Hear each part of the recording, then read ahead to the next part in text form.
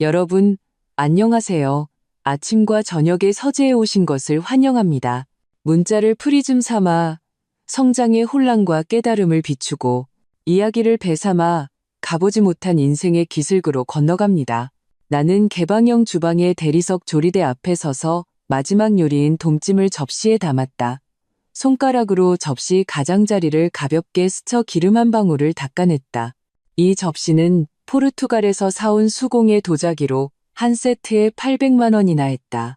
남편 박민주는 늘 내가 이런 디테일에 너무 집착한다고 했지만 나는 그가 고객들을 집으로 초대해 식사할 때 이 비싼 식기들을 자랑하는 것을 가장 뿌듯해한다는 사실을 알고 있었다. 지우야, 뭐 도와줄 거 있니? 등 뒤에서 들려온 엄마의 목소리에는 조심스러움이 묻어 있었다. 돌아보니 엄마는 주방 입구에 서서 불안한 듯 두 손을 만지작거리고 계셨다.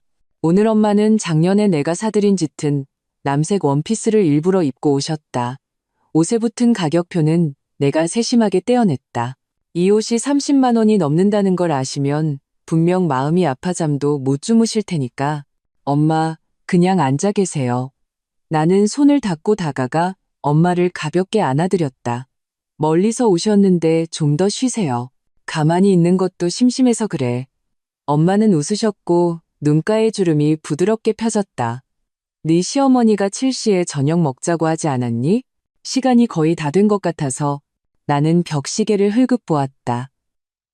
6시 40분. 민준 씨는 곧 도착할 것이다. 그는 늘 시간을 잘 지켰다. 시어머니는 거실에서 TV를 보고 계셨는데 볼륨이 매우 컸다. 그것은 시어머니가 불만을 표현하는 방식 중 하나였다. 우리 엄마가 너무 자주 온다고 생각하시는 것이다. 그럼 수저 놓는 것 좀 도와주실래요?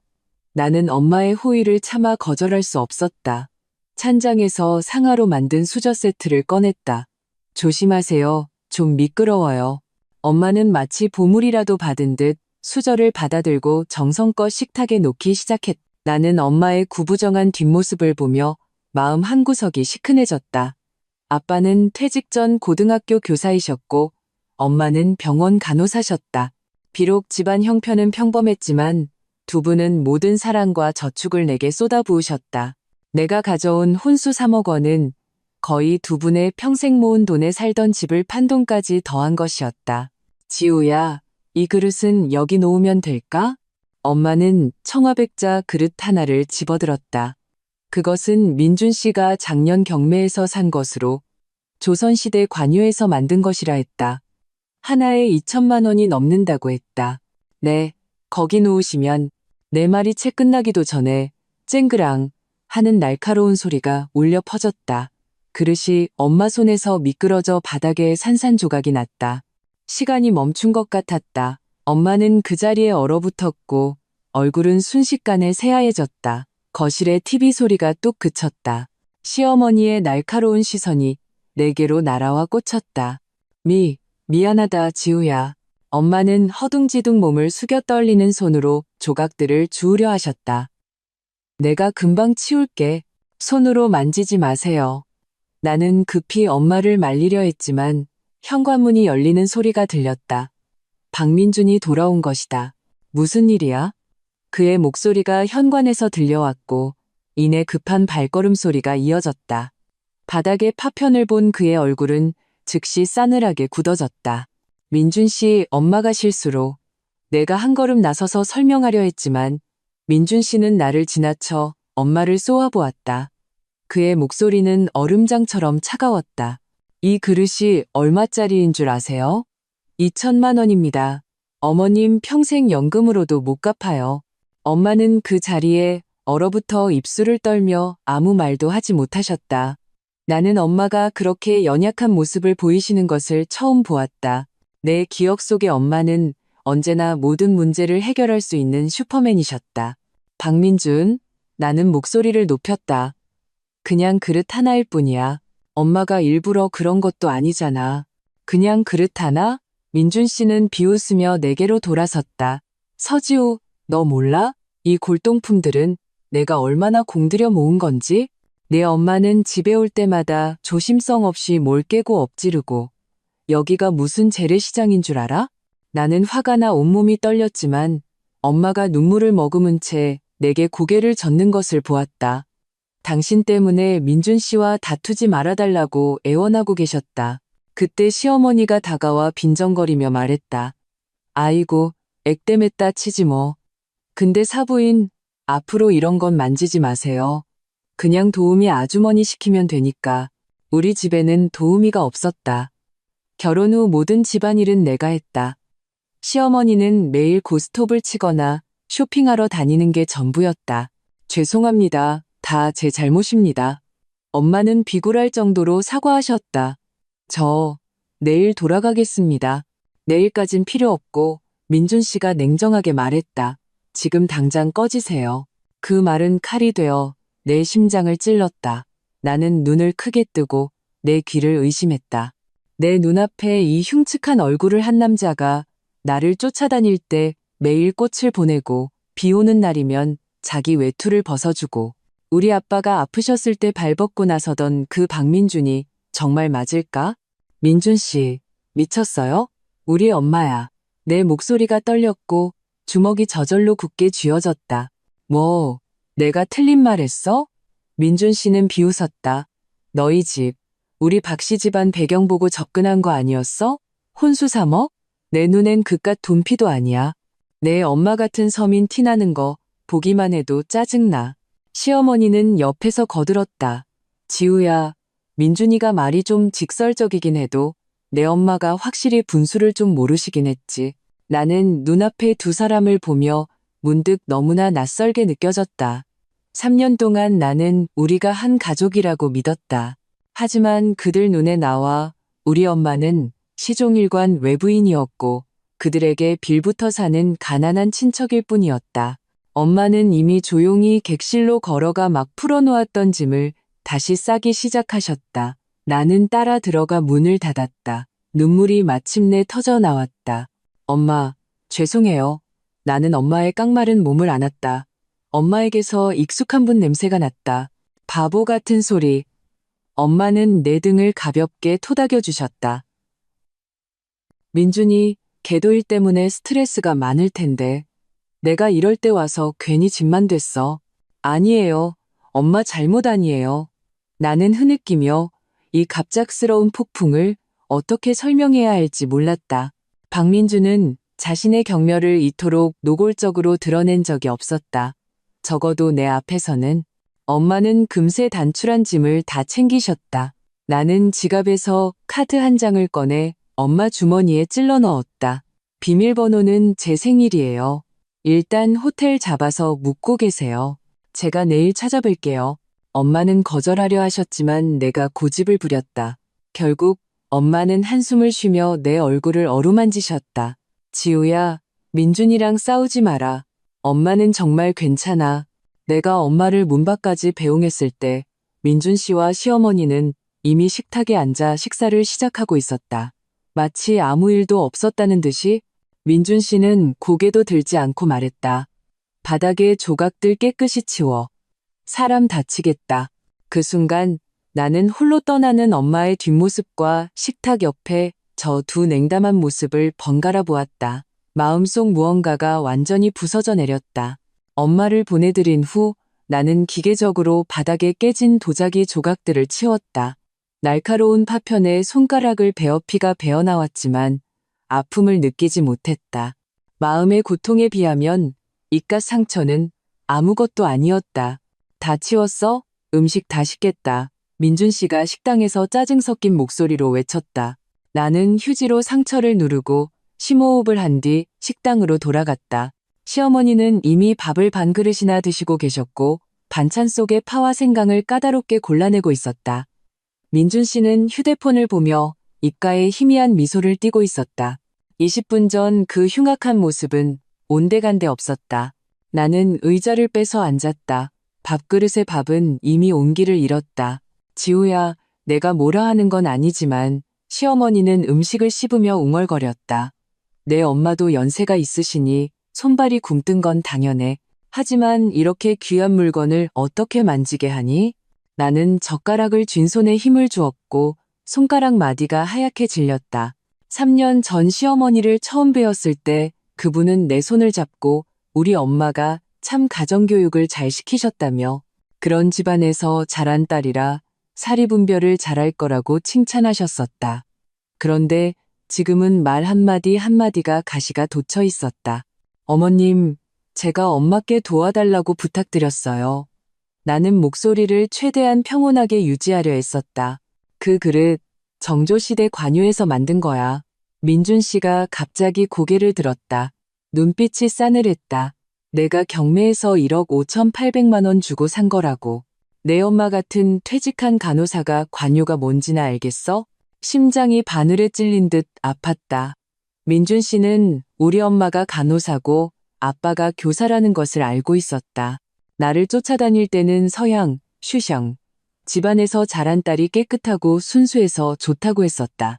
그런데 이제 퇴직한 간호사라는 네 글자는 그의 입에서 나올 때 경멸로 가득 차 있었다. 민준 씨, 나는 젓가락을 내려놓았다. 엄마는 일부러 그런 게 아니에요. 제가 너무 피곤해 보일까봐 저녁 준비를 도와주시려던 거예요.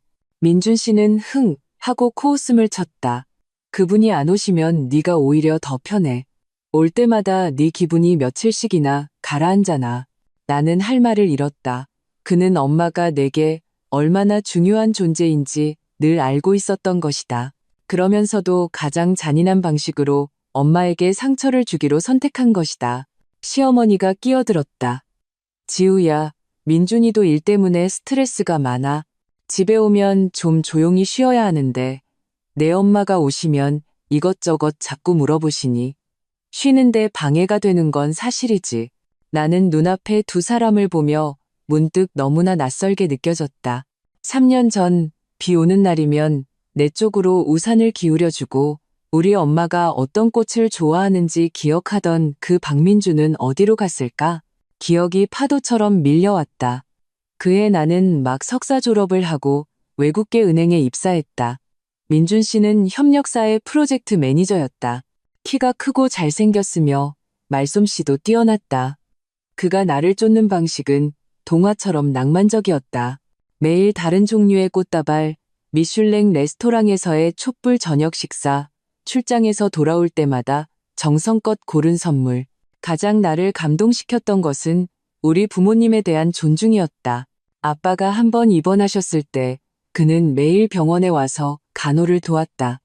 간호사들조차 이 예비 사위가 친아들보다 낫다고 칭찬할 정도였다.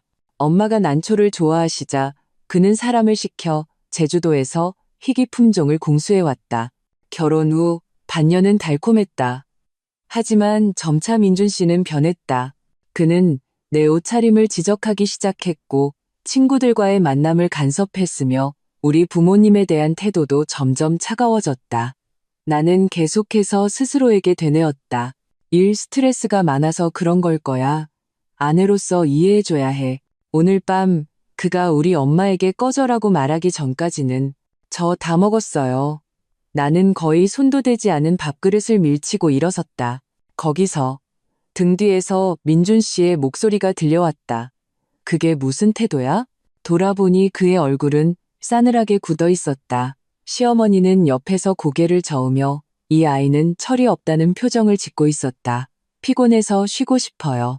나는 최대한 평온하게 말했다. 민준 씨는 나를 몇 초간 쳐다보더니 갑자기 웃었다. 그래, 들어가. 내일 김 사장님 댁에 오시니까 맛있는 음식 좀 준비해놔. 나는 고개를 끄덕이고 도망치듯 침실로 돌아왔다. 문을 닫자마자 엄마에게 전화를 걸었다. 한참 동안 받지 않으셨다. 마음이 조여왔다. 다시 걸려던 찰나 휴대폰이 진동했다. 엄마의 문자였다. 지우야, 엄마 호텔에 잘 들어왔어. 걱정 말고 푹 쉬어. 민준이랑 싸우지 말고. 코끝이 찡해지며 눈물이 휴대폰 화면 위로 떨어졌다. 엄마는 늘 이렇다. 자신이 상처받고도 나를 위로하려 하신다. 나는 푹 쉬시라고 내일 찾아뵙겠다고 답장을 보내고 침대 가장자리에 주저앉아 천장을 멍하니 바라보았다. 화장대 위에는 우리의 결혼 사진이 놓여 있었다. 사진 속 민준 씨는 말끔한 정장 차림에 부드러운 미소를 짓고 있었고 나는 하얀 웨딩드레스를 입고 그의 어깨에 기댄 채 행복한 표정이었다. 지금 보니 그 미소 뒤에 얼마나 많은 위선이 숨어 있었을까? 침대 옆 탁자에는 작은 액자가 하나 놓여 있었다. 내가 대학원 졸업식 때 부모님과 함께 찍은 사진이었다. 아빠의 근엄한 얼굴에 드물게 미소가 어려 있었고 엄마의 눈에는 자랑스러운 눈물이 반짝였다. 그 3억 원의 혼수를 위해 두 분은 30년 동안 사셨던 낡은 아파트를 팔고 경기도의 작은 아파트로 이사하셨다. 아빠는 말씀하셨다. 내 딸만 행복하다면 뭐든 다 괜찮아. 마음이 두 갈래로 찢어지는 것 같았다. 한편으로는 당장이라도 뛰쳐나가 엄마를 찾고 싶었고 다른 한편으로는 내일 어떻게 집안 분위기를 완화시킬지 겁을 내고 있었다. 나는 갈등이 두려웠고 이 결혼을 잃는 것이 두려웠으며 내가 사람을 잘못 봤다는 것을 인정하기가 더 두려웠다. 욕실 문이 열리고 민준 씨가 머리를 닦으며 나왔다. 허리에는 수건 한 장만 두르고 있었다. 물방울이 그의 단단한 가슴을 따라 흘러내렸다. 한때 나를 얼굴 붉히게 했던 이 몸이 지금은 낯설게만 느껴졌다. 아직도 화났어? 그는 침대 가장자리에 앉아 내 얼굴을 만지려 손을 뻗었다. 나는 무의식적으로 피했다. 그의 눈빛이 즉시 차가워졌다. 서지우, 해줄 때 잘해. 그는 일어서며 목소리를 낮췄다. 내 집 그깟 혼수 아니었으면 내가 너랑 결혼했을 것 같아? 그 말은 얼음물 한 통을 뒤집어 쓴 것 같았다. 나는 눈을 크게 뜨고 내 귀를 의심했다. 민준 씨는 자신이 실언했다는 것을 깨달았는지 표정을 바꾸고는 다시 부드러운 말투로 말했다. 됐어. 오늘 내가 너무 피곤해서 헛소리를 했네. 내가 너 사랑하는 거 알잖아. 그는 몸을 숙여 키스하려 했지만 내가 고개를 돌려 피했다. 그는 차갑게 코웃음을 치고는 잠옷을 들고 객실로 가버렸다. 나는 침대 가장자리에 멍하니 앉아 있었다. 온몸이 차가웠다. 민준 씨의 말이 머릿속에서 계속 맴돌았다. 네 집 그깟 혼수 아니었으면. 휴대폰이 갑자기 진동했다. 절친 수진이의 카톡이었다. 지우야, 자, 무슨 일인데? 있잖아, 너한테 할 말이 있어. 수진이는 바로 전화를 걸어왔다. 목소리가 무척 낮았다. 지우야, 내가 이걸 말해야 하나 한참 고민했어. 지난주에 출장 갔다가 신라호텔에서 민준 씨를 봤어. 심장이 쿵 내려앉았다. 그 사람 출장 자주 가잖아. 왜? 문제는 혼자가 아니었어. 수진이는 잠시 뜸을 들였다. 어떤 여자랑 아주 친밀해 보였어. 그냥 동료 사이는 절대 아니었어.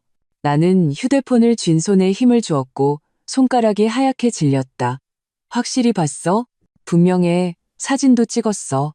원래 너한테 안 보여주려고 했는데 오늘 내 엄마 얘기 듣고 네가 진실을 알아야 할 것 같아서 몇 초 후 카톡으로 사진 한 장이 도착했다.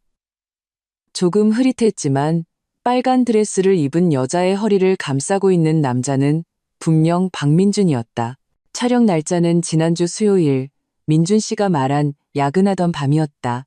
지우야, 괜찮아? 수진이가 걱정스럽게 물었다. 나는 기계적으로 대답했지만 머릿속은 하얗게 비어 있었다. 그리고 하나 더, 수진이는 망설였다. 그 여자, 이름이 윤소미인데 민준 씨 회사 홍보팀장이래. 두 사람 사이, 그 회사에선 거의 다 아는 사실이래. 지우야, 너 자신을 위해 뭔가 대비를 해야 해. 전화를 끊고 나는 한참을 멍하니 앉아 있었다. 그러다 홀린 듯이 충전 중이던 민준 씨의 휴대폰을 집어들었다. 그는 내가 자기 휴대폰을 절대 보지 않는다는 걸 알기에 비밀번호조차 바꾸지 않았다. 우리의 결혼기념일이었다. 카카오톡을 열자 상단에 고정된 채팅방이 보였다. 상대는 우리 소미영이었다. 최신 메시지는 10분 전이었다. 자기 와이프 화 풀렸어? 내일 거기서 봐.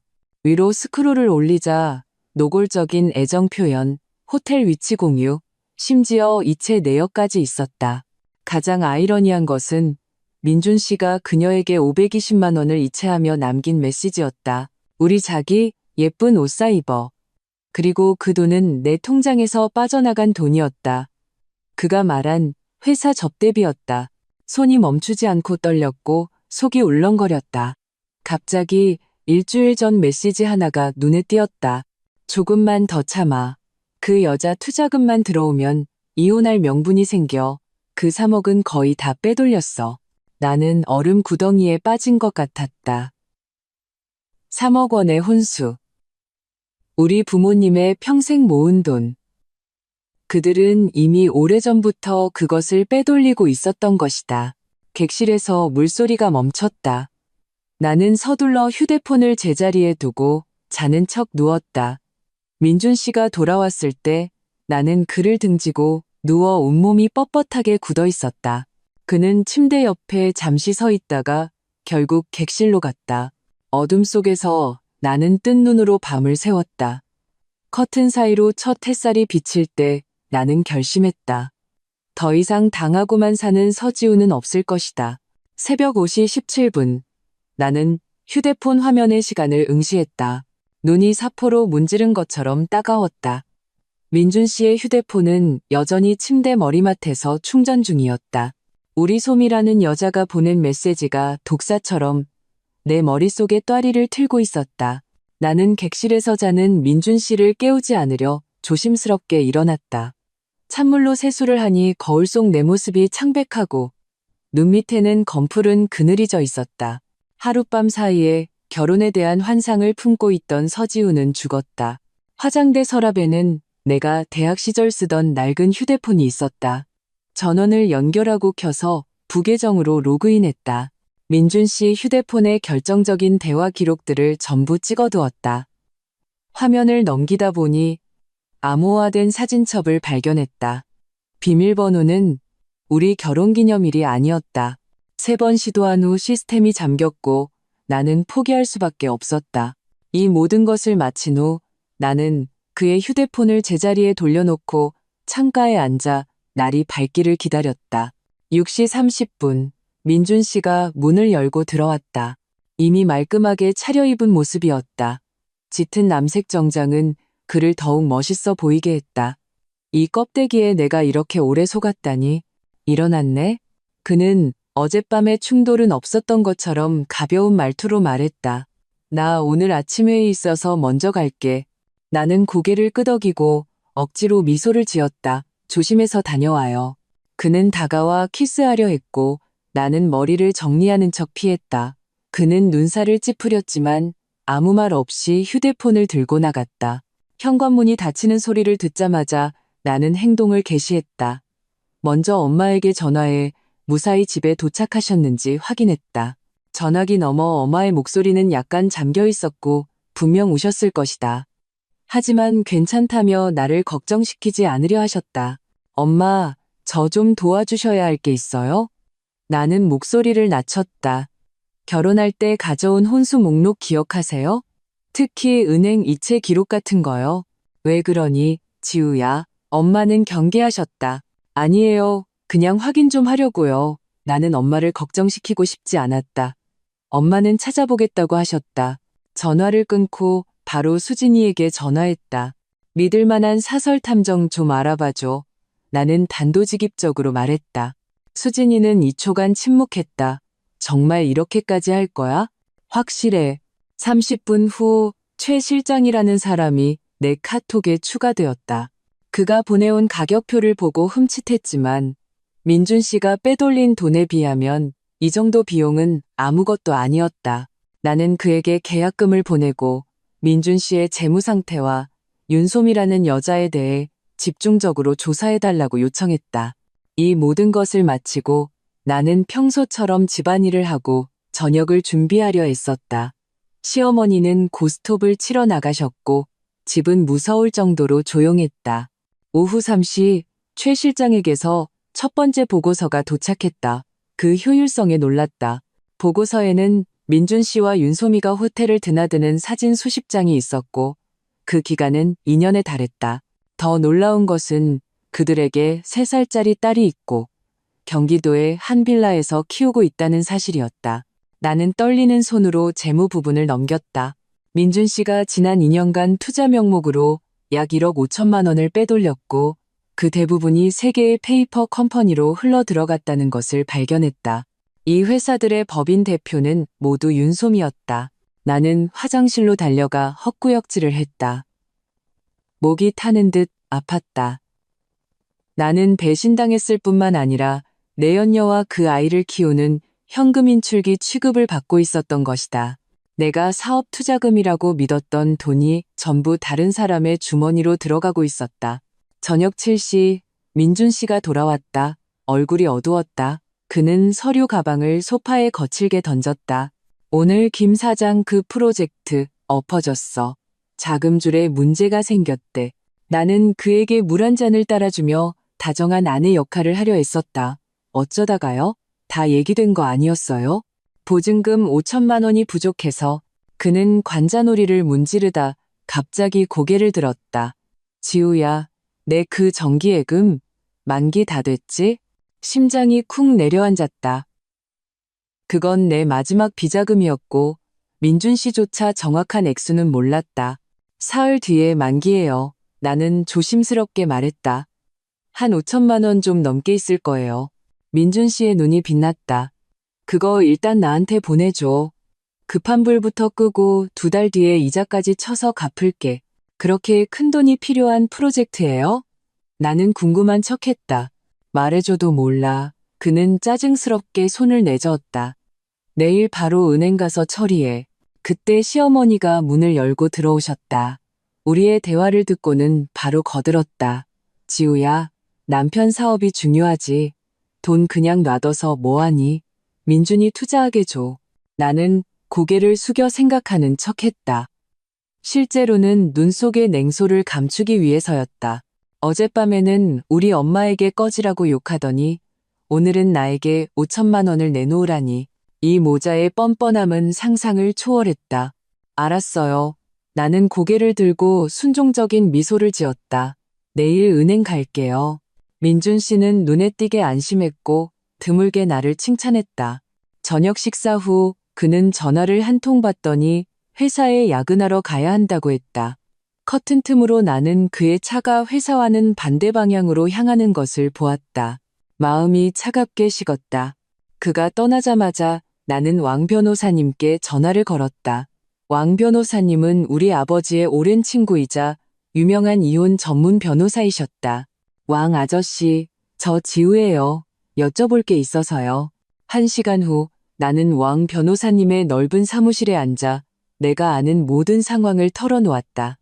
왕 변호사님은 심각한 표정으로 듣고는 서랍에서 서류 한 뭉치를 꺼내셨다. 지우야, 먼저 이것부터 보렴. 서류는 명원투자라는 회사의 등록 정보였다. 법인 대표는 박민준, 자본금 5천만 원은 전부 내 혼수에서 나간 돈이었다. 하지만 나는 이 회사에 대해 들어본 적이 없었다. 이건 내 남편 명의의 페이퍼 컴퍼니란다. 왕 변호사님은 안경을 고쳐 쓰셨다. 최근에 해외 계좌로 거액의 자금이 흘러들어간 걸 확인했어. 지우야, 네 남편이 자산을 빼돌리고 있는 것 같구나. 손이 떨리기 시작했다. 제가 뭘 할 수 있을까요? 우선 섣불리 움직이지 마라. 왕 변호사님은 내게 목록 하나를 건네주셨다. 네가 찾을 수 있는 모든 재산 증명, 은행 거래 내역, 통화 기록을 모아라. 그리고 그 5천만 원은 절대 주면 안 된다. 하지만 이미 주기로 약속했는데요. 핑계를 대서 시간을 벌어. 은행 시스템이 업그레이드 중이라거나 부모님 서명이 필요하다고 해. 왕 변호사님의 눈빛은 날카로웠다. 변호사 사무실을 나설 때 하늘은 이미 어두워져 있었다. 나는 거리에 서서 오가는 차들을 보며 문득 극심한 외로움을 느꼈다. 휴대폰이 울렸다. 시어머니였다. 언제 집에 오냐며 민준 씨가 선물을 사왔다고 했다. 집에 돌아오니 탁자 위에 에르메스 주황색 상자가 놓여 있었다. 열어보니 스카프 한 장이었다. 가격표에는 38만 원이라고 적혀 있었다.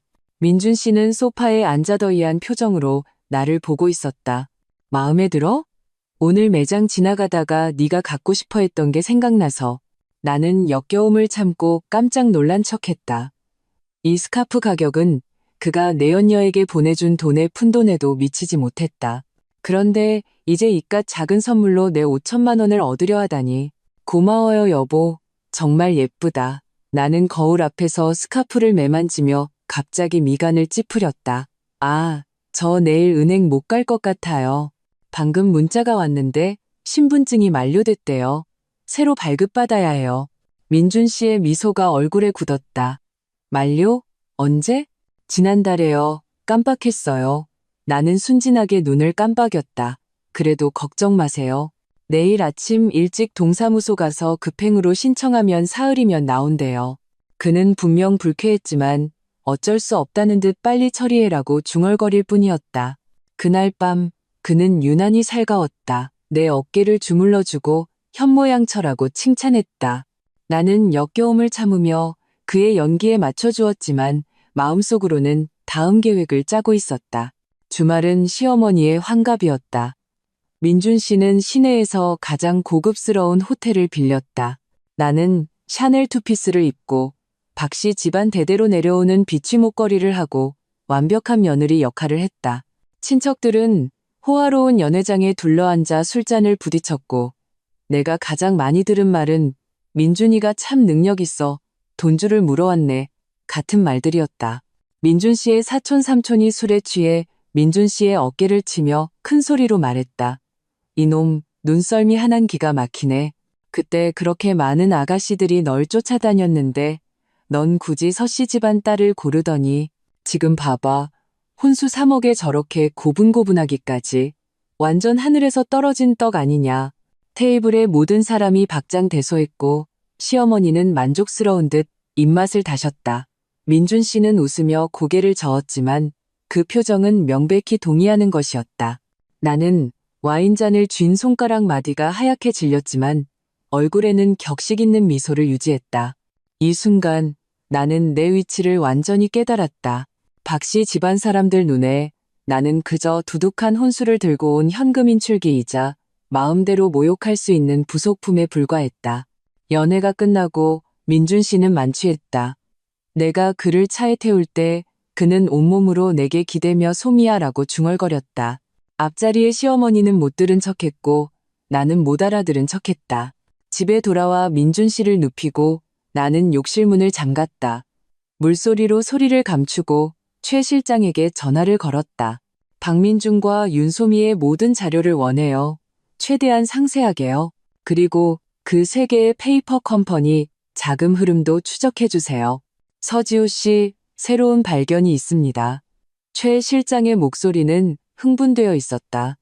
남편분 명의의 회사는 그 세 개뿐만이 아닙니다. 케이맨 제도에 등록된 여객 회사가 2개 더 있어요. 지난 6개월간 1억 2천만 원이 복잡한 경로를 통해 그곳으로 흘러들어갔습니다. 피가 얼어붙는 것 같았다. 케이맨 제도, 돈 세탁과 탈세의 천국. 박민주는 대체 무슨 짓을 하고 있는 걸까? 최종 행선지를 추적할 수 있나요? 시간이 좀 걸립니다. 그리고 비용도. 돈은 문제없어요. 나는 단호하게 말했다. 확실한 증거가 필요해요. 전화를 끊고 나는 거울 속의 나를 보았다. 눈빛이 낯설게 변해 있었다. 거기에는 더 이상 망설임이나 두려움이 없었고 오직 차가운 결의만 있었다. 박민주는 내가 순한 양인 줄 알았다. 마음대로 잡을 수 있는. 하지만 그는 틀렸다. 아주 크게 틀렸다. 오늘부터 서지우는 더 이상 피해자가 아니다. 나는 그 모자가 우리 엄마를 모욕하고 내 감정을 기만하고 내 재산을 훔친 대가를 치르게 할 것이다. 하나의 계획이 내 마음속에서 서서히 형태를 갖추기 시작했다. 표면이 평온할수록 물밑은 더욱 거세게 요동치는 법이다. 게임은 이제 막 시작되었다. 신분증 재발급은 됐어? 아침 식탁에서 민준 씨가 휴대폰을 보며 물었다. 날씨를 묻는 것처럼 무심한 말투였다. 나는 커피잔을 내려놓고 미안한 표정을 지었다. 동사무소 시스템에 오류가 생겨서 다음 주에나 나온대요. 민준 씨의 미간이 즉시 찌푸려졌다. 왜 이렇게 느려? 대신 다른 방법을 생각해봤어요. 나는 서둘러 그의 말을 끊고 가방에서 서류 하나를 꺼냈다. 은행 규정을 찾아봤는데 부부 공동명의 재테크 계좌를 개설하면 제가 매번 은행에 갈 필요 없이 당신이 직접 자금을 운용할 수 있대요. 민준 씨는 서류를 받아들고 의심스러운 눈초리로 훑어보았다. 이것은 왕 변호사님께 배운 전략이었다. 한 걸음 물러나 두 걸음 나아가는 것. 그가 계속해서 내 개인 예금을 요구하게 두느니 차라리 공동재테크를 제안하여 실질적으로 재정 통제권을 되찾는 것이었다. 이 위닌 펀드라는 건 뭐야? 그가 서류의 상품명을 가리키며 물었다. 은행에서 새로 나온 고수익 재테크 상품이에요. 나는 몸을 앞으로 기울이며 흥분한 척했다. 연수익률이 8%인데 최소 투자 금액이 5억이에요. 우리가 흩어져 있는 돈을 모아서 투자하면 그냥 입출금 통장에 넣어두는 것보다 훨씬 이득이죠. 민준 씨의 눈이 반짝였다. 나는 그를 너무 잘 알았다. 탐욕은 그의 치명적인 약점이었다. 8%의 수익률은 그를 낚기에 충분했다. 안전해? 절대 안전하죠. 국책은행 보증 상품이에요. 나는 상품 설명서를 펼쳐 위험고지 부분을 가리켰다. 원금 보장형 변동 수익 상품이라 최악의 경우에도 수익률이 좀 낮아질 뿐 원금은 절대 안전해요. 사실 이 설명서는 내가 왕 변호사님께 부탁해 위조한 것이었다. 진짜 위님 펀드는 중위험 펀드 상품으로 수익률은 4% 정도에 불과했다. 하지만 민준 씨는 이런 세부 사항에는 관심이 없었다. 그는 오직 숫자 크기만 볼 뿐이었다. 좋아. 그럼 그 계좌로 만들자. 민준 씨는 입을 닫고 일어섰다. 오늘 오후에 시간 되니까 같이 은행 가. 나는 속으로 안도의 한숨을 내쉬었다. 계획의 첫 단계는 성공이었다. 하지만 그는 돌아서며 덧붙였다. 아, 그 5천만 원은 일단 내 회사 계좌로 보내. 급한 불부터 끄고 나머지를 재테크하자. 심장이 철렁 내려앉았지만 겉으로는 아무렇지 않은 척했다. 하지만 은행 규정상 공동 계좌를 개설하면 첫 자금은 3개월 동안 묶어둬야 우대금리를 받을 수 있대요. 아니면 이렇게 할까요? 제가 엄마한테서 일단 5천만 원 빌려서 드릴게요. 이것은 위험한 떠보기였다. 나는 민준 씨가 우리 엄마에게 돈을 빌리는 이 차라리 기다릴 것이라는 걸 알았다. 그것은 자신의 회사에 문제가 생겼다는 것을 인정하는 꼴이었으니까. 역시나 그의 얼굴색이 변했다. 됐어. 그냥 네 신분증 나올 때까지 기다리지 뭐. 재테크 계좌 만드는 게 더 중요하지. 민준 씨가 떠난 후 나는 즉시 왕 변호사님께 전화를 걸었다. 그는 내 보고를 듣고 엄숙한 목소리로 말했다. 지우야, 그가 현금을 구하려 서두르고 있어. 상황이 우리가 생각하는 것보다 더 심각할 수 있다. 빨리 재산 보전 절차를 시작해야 해. 왕 변호사님의 지시에 따라 나는 비밀 작전을 시작했다. 먼저 부모님 명의의 집문서와 예금 통장을 은행 대여금고로 옮겼다. 다음으로는 내 명의의 모든 계좌 거래 내역을 정리했다. 마지막으로 민준 씨가 재산을 빼돌린 증거를 수집했다. 최 실장 쪽에서도 새로운 발견이 있었다. 그는 민준 씨와 윤소미가 그들의 어린 딸과 함께 어느 고급 아파트 단지에 있는 사진 한 묶음을 보내왔다. 사진 속 민준 씨는 아이를 안고 있었고 그 다정한 모습이 칼날처럼 내 마음을 찔렀다. 우리는 결혼 3년 동안 그는 늘 사업을 핑계로 아이 갖는 것을 미뤘었다. 그런데 이미 다른 사람과 완벽한 가정을 꾸리고 있었던 것이다. 더 놀라운 것은 최 실장이 추적한 민준 씨의 해외 계좌 자금이 윤소미 명의로 계속해서 이전되고 있다는 사실이었다. 그들은 분명히 뒤실을 준비하고 있었다. 내 자산을 모두 빼돌리고 나면 멀리 떠나버릴 생각이었던 것이다. 그날 오후 나와 민준 씨는 은행에 갔다. 내 제안에 따라 그는 회사 계좌에 있던 유동 자금 8천만 원을 새로 개설한 공동계좌로 이체했다. 은행원이 업무를 처리할 때 나는 그가 비밀번호를 누르는 손가락이 미세하게 떨리는 것을 보았다. 이 돈은 그에게 분명 매우 중요했다. 됐어요. 3개월 뒤면 수익을 볼 수 있겠네요. 은행을 나올 때 나는 그의 팔짱을 끼고 그의 어두운 표정을 못 본 척했다. 집으로 가는 길에 민준 씨의 휴대폰이 울렸다. 그는 발신자 표시를 보고는 눈에 띄게 긴장했다. 회사 전화야. 잠깐 받고 올게. 그는 내 손을 놓고 멀리 걸어갔다. 나는 그 자리에 서서 그의 뒷모습을 보았다. 10여 미터나 떨어져 있었지만 그의 억눌린 분노 섞인 목소리가 들렸다. 며칠만 더 기다리라고 했잖아. 돈은 준비됐는데 절차가 필요하다고. 늦어도 다음 주까지는 된다고 전해. 통화가 끝난 후 그는 한참 표정을 고치고 나서야 내게 돌아왔다. 나는 걱정하는 척 물었다. 회사에 문제 있어요? 아니, 그냥 사소한 일이야. 그는 억지로 웃었지만 눈빛은 흔들렸다. 그 순간 나는 민준 씨가 큰 공경에 처했고 내 돈이 그의 유일한 구명줄이라는 것을 확신했다. 이 사실은 나를 두렵게도 흥분되게도 만들었다. 사냥꾼이 자신이 사냥감이 되었다는 것을 깨달았을 때 게임은 흥미로워지는 법이다. 일주일 후 민준 씨의 동생 박민호가 결혼을 했다. 장남으로서 민준 씨는 당연히 비용의 대부분을 부담해야 했고 그것은 내 돈을 쓴다는 의미였다. 지우야, 민호 결혼식 예산이 좀 초과됐어.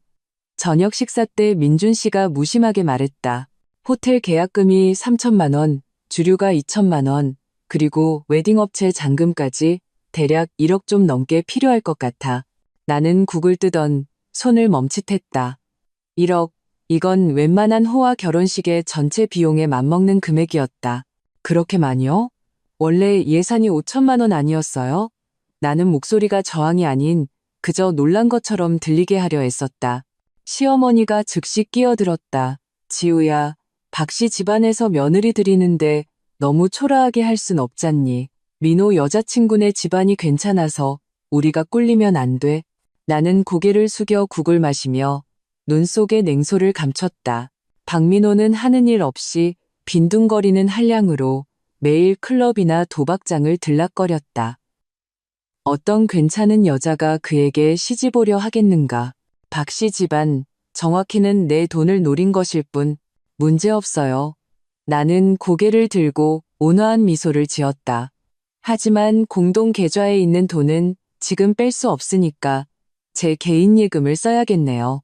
며칠 정도 시간이 걸릴 거예요. 민준 씨의 표정이 눈에 띄게 풀어졌다. 급한 거 아니야. 월말까지만 들어오면 돼. 그날 밤 나는 몰래 웨딩업체에 아는 사람을 통해 박민호의 예비 신부 이채린의 배경을 알아보았다. 역시나 예상대로였다. 이 집안 괜찮은 아가씨는 평범한 가정 출신이었지만 나이트클럽에서 박민호를 만난 후 요구한 예단비만 5천만 원에 달했다. 이채린, 걔 만만치 않은 애야. 웨딩업체에 김대리가 전화로 수다를 떨었다. 듣자 하니 전 남자친구가 재벌 2세였는데 헤어질 때 엄청 시끄러웠대. 법정까지 갈 뻔했다던데. 마음속에 어떤 생각이 스쳤다. 그 전 남자친구 연락처 혹시 알아요? 이틀 후 나는 이채린의 전 남자친구 진우 씨를 만났다. 그는 점잖은 젊은이였지만 이채린 이야기를 할 때는 혐오감을 감추지 못했다. 걔, 저랑 사귈 때 동시에 남자 셋을 만나고 있었어요. 진우 씨는 냉소했다. 걔가 몰래 제 예금을 빼돌린 걸 발견하지 못했다면 하마터면 그 악녀랑 결혼할 뻔했죠. 예금을 빼돌렸다고요? 나는 예리하게 핵심을 파고들었다. 진우 씨는 고개를 끄덕였다. 제가 모바일 뱅킹 쓸 때 비밀번호를 훔쳐보고는 제 명의로 2억 원을 대출받았더라고요. 다행히 일찍 발견해서 망정이지. 카페를 나올 때 내 손에는 녹음 파일 하나와 사진 몇 장이 들려 있었다. 이채린과 박민호 정말 천생연분이었다. 결혼식 사흘 전 민준 씨는 갑자기 내게 좋은 소식이 있다며 말했다. 이채린의 부모님이 결혼 후 신혼부부를 우리 빌라에 들어와 살게 하자고 제안했다는 것이다. 어차피 그 빌라 비워두는 건데 뭐. 민준 씨는 당연하다는 듯 말했다. 젊은 애들이 막 시작할 때는 집안에서 도와줘야지. 그 빌라는 내 혼수로 산 것으로 강남의 가장 비싼 동네에 위치해 시가 20억에 육박했다. 나는 분노를 억누르고 생각하는 척했다. 하지만 빌라에 오랫동안 사람이 안 살아서 대청소도 하고 수리도 해야 해요. 일단 호텔에 묵으라고 하고 정리되면 들어오라고 하죠. 민준 씨는 마지못해 내 제안에 동의했지만 나는 이것이 일시적인 핑계일 뿐이라는 것을 잘 알았다. 일단 박민호 부부가 들어오면 다시 내보내기는 어려울 것이다. 결혼식 당일 나는 차분한 샴페인색 드레스를 입고 간단한 진주 귀걸이를 했다. 맏며느리로서 나는 교양 있게 보이면서도 신부보다 튀어서는 안 됐다. 민준 씨는 내 분별력에 만족하며 이례적으로 나를 몇 마디 칭찬했다. 호텔 연회장은 화려하게 장식되어 있었다. 생화, 크리스털 샹들리에, 샴페인 타워 등 사치의 극치를 달렸다. 나는 차가운 눈으로 박씨 집안 사람들이 으스대며 다니는 것을 보았다.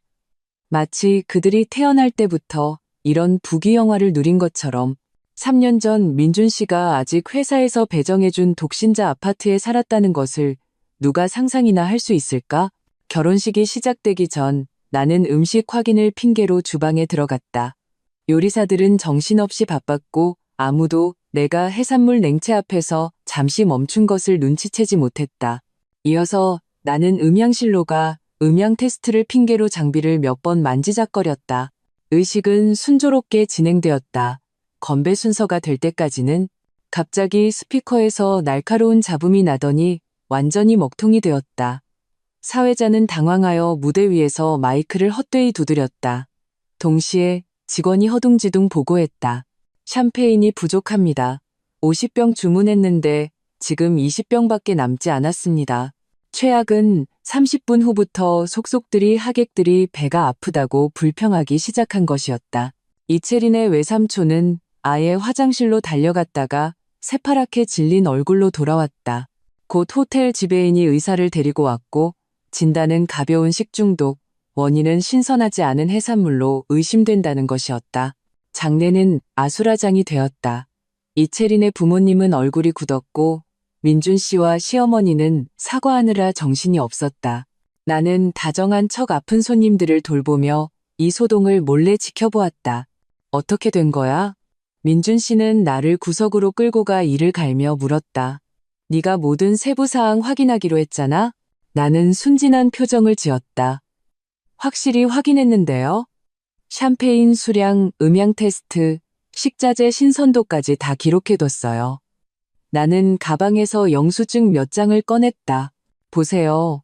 호텔 측에서도 다 서명 확인했잖아요. 민준 씨는 서류를 훑어보고는 얼굴이 더욱 굳어졌다. 그는 당연히 문제를 찾아낼 수 없었다. 이 서류들은 모두 진짜였으니까. 다만 해산물은 확인 후에 우연히 해동되었다가 다시 냉동된 것이었고 음향선은 실수로 건드려져 헐거워진 것이었으며 샴페인은 임시로 바꿔치기 된 것이었을 뿐 결혼식은 허둥지둥 끝났고 이채리는 화장이 다 번지도록 울었다. 박민호는 만취했고 박씨 집안은 체면을 구겼다. 집으로 돌아오는 길에 민준 씨는 계속 침묵했다. 집에 거의 다 와서야 그는 갑자기 물었다. 지우야, 너 혹시 일부러 그런 거야? 심장이 쿵 내려앉았지만 겉으로는 여전히 태연했다. 무슨 일부러요? 아니, 아무것도.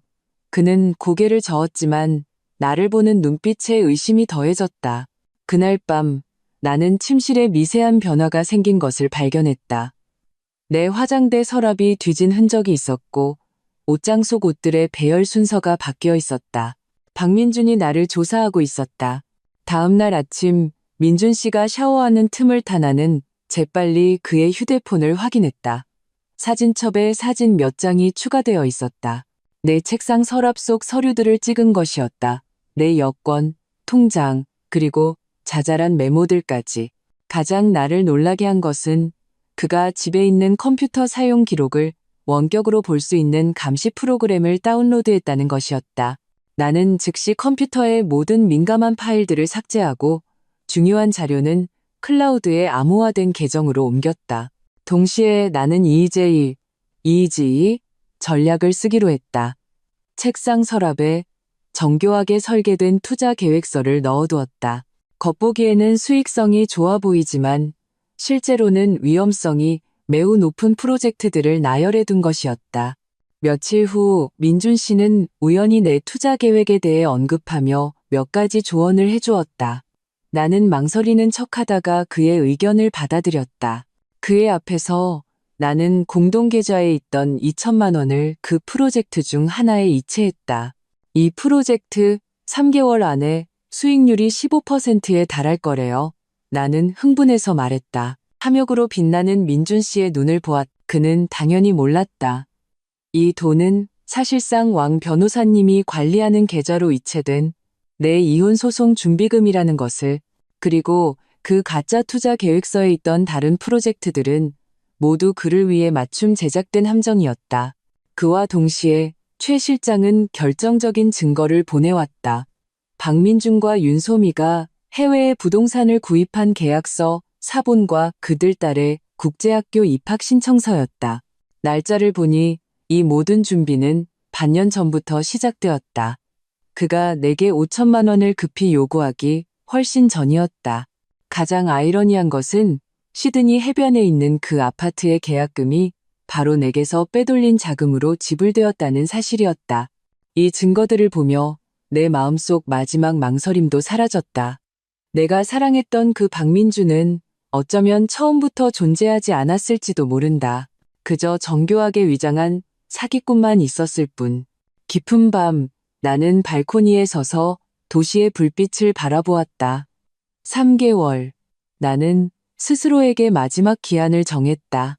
3개월 안에 나는 박민준과 박씨 집안 전체가 그들의 탐욕과 기만에 대한 대가를 치르게 할 것이다. 이 결혼은 그들이 가장 두려워하는 방식으로 끝날 것이다. 빈털터리가 되는 것으로. 새벽 6시. 나는 세면대 앞에서 헛구역질을 했다. 목이 타는 듯 아팠다. 벌써 5일째 아침마다 같은 증상이 나타났다. 거울 속 내 모습은 창백했고 눈 밑에는 검푸른 그늘이 드리워져 있었다.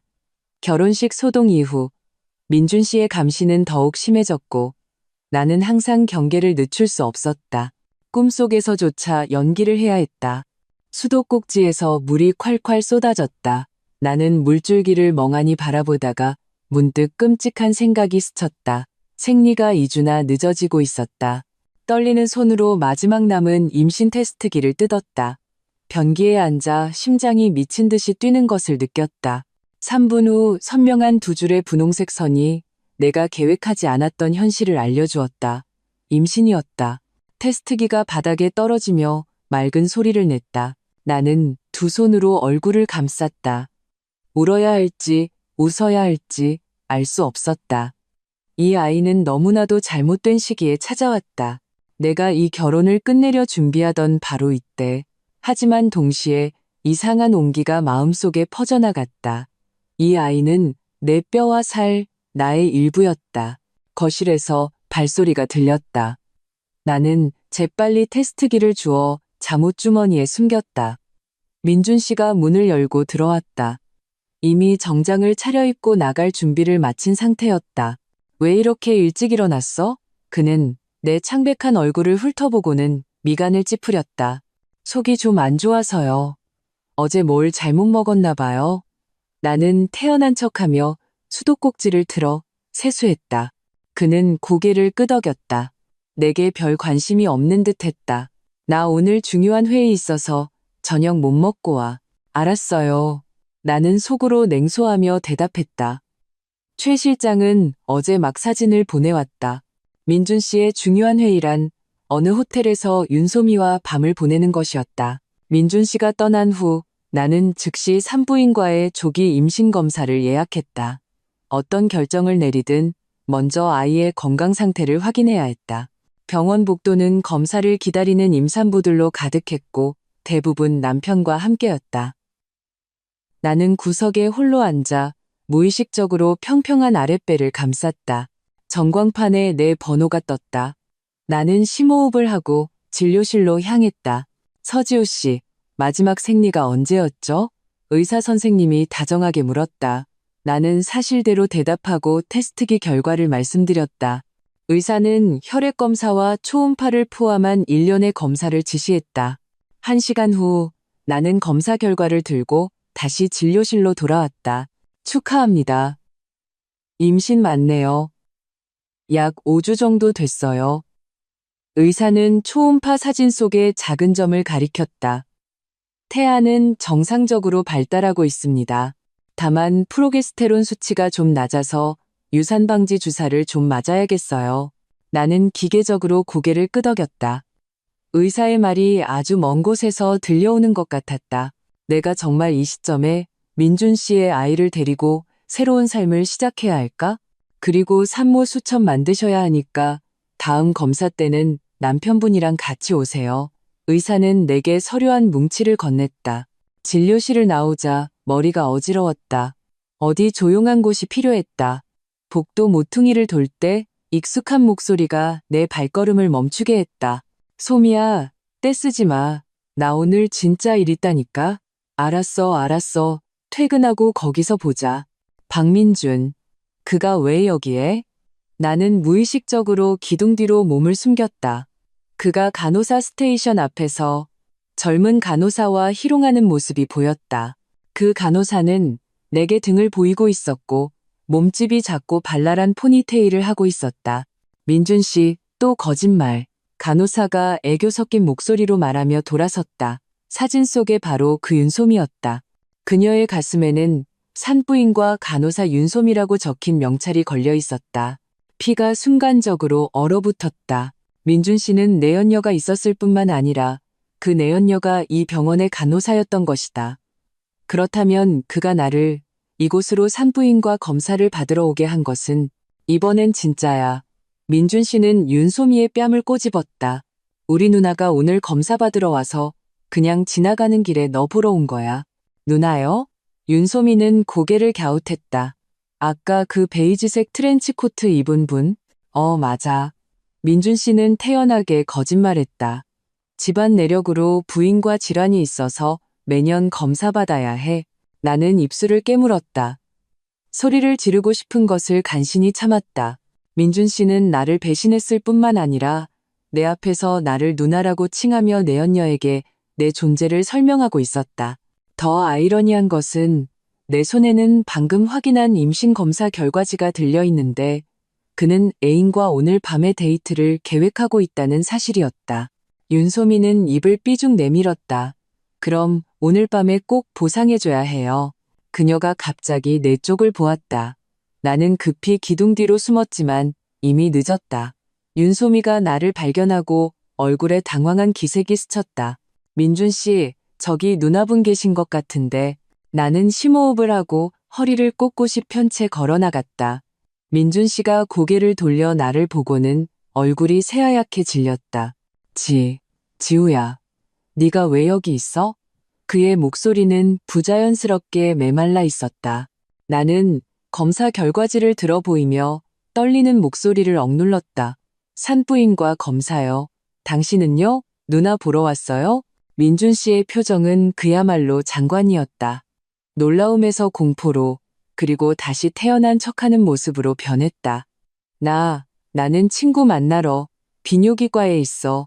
윤소미는 이미 슬금슬금 뒤로 물러나 차트를 정리하는 척하고 있었다. 나는 그녀를 차갑게 훑어본 뒤 민준 씨를 보았다. 오늘 중요한 회의가 바로 이거였군요. 오해야. 민준 씨가 내 손을 잡으려 했지만 나는 확 뿌리쳤다. 만지지 마. 내 목소리는 낮았지만 한 글자 한 글자가 칼날 같았다. 집에 가서 얘기해. 그 말을 남기고 나는 돌아섰다. 내 자신이 아닌 것처럼 걸음걸이가 단호했다. 병원 문을 나서 택시에 오르고 나서야 나는 무너지는 것을 허락했다. 눈물이 시야를 흐렸고 기사님이 몇 번이나 어디로 가냐고 묻고 나서야 간신히 집 주소를 말했다. 차창 밖 풍경이 빠르게 지나갔다. 나는 아랫배를 어루만지며 마음이 갈기갈기 찢어지는 것을 느꼈다. 이 아이는 어떻게 해야 할까? 이렇게 끔찍한 아버지를 둔 가정에서 자라게 할까? 아니면 아예 이 세상에 나오지 못하게 할까? 집에 돌아와 나는 곧장 침실로 가 문을 잠갔다. 민준 씨는 따라오지 않았다. 아마 병원에서 그의 어린 애인을 달래느라 이야기를 꾸며내고 있을 것이다. 나는 휴대폰을 꺼내 수진이에게 전화했다. 30분 후 수진이가 우리 집에 도착했다. 손에는 와인 한 병과 초콜릿 한 상자를 들고 있었다. 우리가 대학 시절 실연에 대처하던 표준 세트였다. 내 퉁퉁 부은 눈을 보고는 그녀는 아무 말 없이 나를 품에 안았다. 그 개자식, 진작에 말해줄 걸 그랬어. 그녀는 이를 갈며 말했다. 나는 고개를 저으며 임신검사 결과지를 건넸다. 수진이는 눈을 동그랗게 뜨고 할 말을 잃었다. 나 어떻게 해야 해? 내 목소리는 쉬어 있었다. 수진이는 한참 동안 침묵하다가 마침내 내 손을 잡았다. 지우야, 이 결정은 너만이 할 수 있어. 하지만 네가 어떤 선택을 하든 난 널 지지할 거야. 그날 오후 우리는 많은 이야기를 나누었다. 아이에 대해, 미래에 대해, 그리고 복수에 대해. 저녁 무렵 나는 결정을 내렸다. 나 임신 중절 수술할 거야. 이 말을 내뱉었을 때 심장이 찢어지는 듯 아팠지만 머리는 이상할 정도로 맑았다. 지금은 아이를 가질 때가 아니었다. 특히 박민준의 아이는. 수진이는 나를 꼭 안아주었다. 내가 같이 가줄까?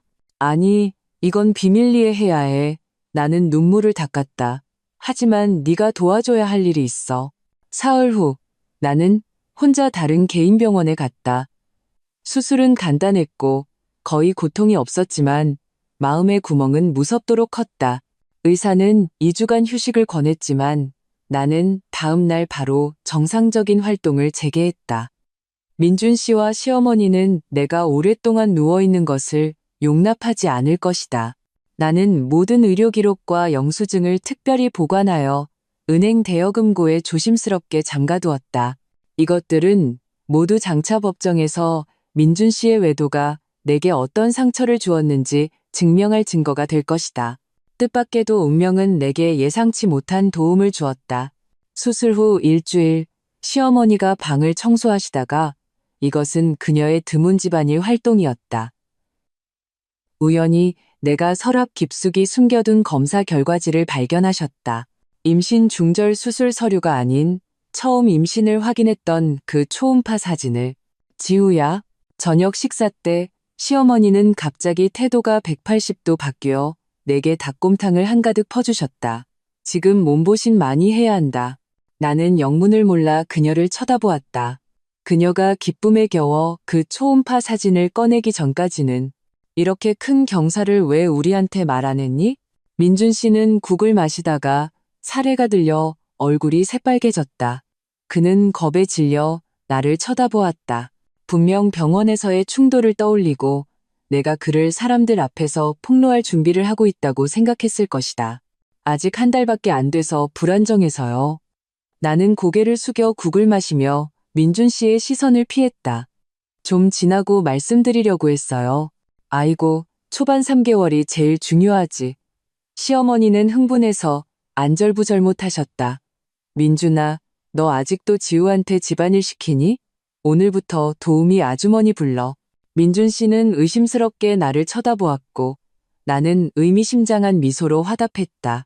그는 분명 내 의도를 추측하고 있었지만 시어머니 앞에서는 감히 또문하지 못했다. 그날 밤 민준 씨는 이례적으로 일찍 귀가했고 장미꽃다발까지 들고 왔다. 시어머니는 눈치껏 광장춤을 추러 간다는 핑계로 나가셨고 우리 둘만 남았다. 지우야, 그는 문에 들어서자마자 소파 앞에 무릎을 꿇고 내 손을 잡았다.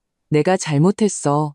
정말 순간적인 실수였어. 소미, 걔는 그냥 장난이었어. 내가 사랑하는 건 너뿐이야. 나는 조용히 그의 연기를 지켜보았다.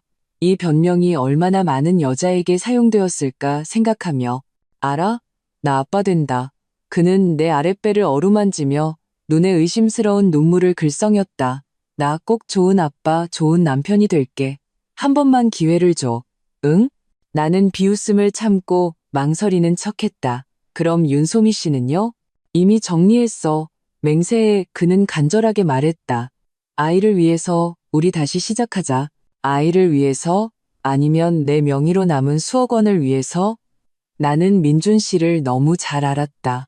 그의 지금 후회는 나 때문도 심지어 아이 때문도 아니었다. 내가 이혼을 요구하며 재산을 나눠 가질까봐 두려워하는 것뿐이었다. 생각할 시간이 필요해요. 나는 손을 빼고 침실로 향했다. 민준 씨는 따라오지 않았다. 아마 다음 계획을 짜고 있을 것이다. 문을 잠그고 나는 즉시 최 실장에게 메시지를 보냈다. 민준 씨와 윤소미의 연락 증거를 서둘러 수집해달라고. 그들이 정리했다고 했으니 민준 씨는 더욱 조심할 것이다. 바로 이때가 증거를 잡기 좋은 기회였다. 그 후의 날들은 코미디처럼 황당했다. 시어머니는 매일같이 다른 종류의 보양식을 끓여주셨고 가장 좋아하던 고스톱도 끊으셨다. 손자의 어떤 필요도 놓칠까봐 전전긍긍하셨다. 민준 씨는 모범 남편을 연기하며 정시에 귀가하고 안부를 물었으며 심지어 집안일을 돕기도 했다. 물론 신용만 할 뿐 대부분은 결국 내가 마무리해야 했다. 가장 우스운 것은 그가 육아서적을 연구하기 시작했다는 것이다. 거실에는 예비아빠 필독서, 천재 아기 키우는 법 같은 책들이 쌓여 있었다. 이 모든 연기는 나를 감동시켜야 마땅했지만 지금은 역겨울 뿐이었다. 만약 내가 정말 임신 중이었다면 속아서 마음이 약해졌을지도 모른다. 하지만 지금은 그저 아이러니할 뿐이었다. 한 달 후 주말, 민준 씨의 사촌 동생 미나가 집에 놀러 왔다. 그녀는 막 대학을 졸업하고 외국계 회사에서 인턴으로 일하고 있었는데 말이 직설적이고 박 씨 집안에서 드물게 내게 친절한 사람이었다. 새언니, 임신하셨다면서요? 축하해요. 그녀는 문에 들어서자마자 나를 크게 안아주었다. 오빠가 드디어 아빠가 되네요. 나는 웃으며 고맙다고 하고 과일 주스를 따라주었다.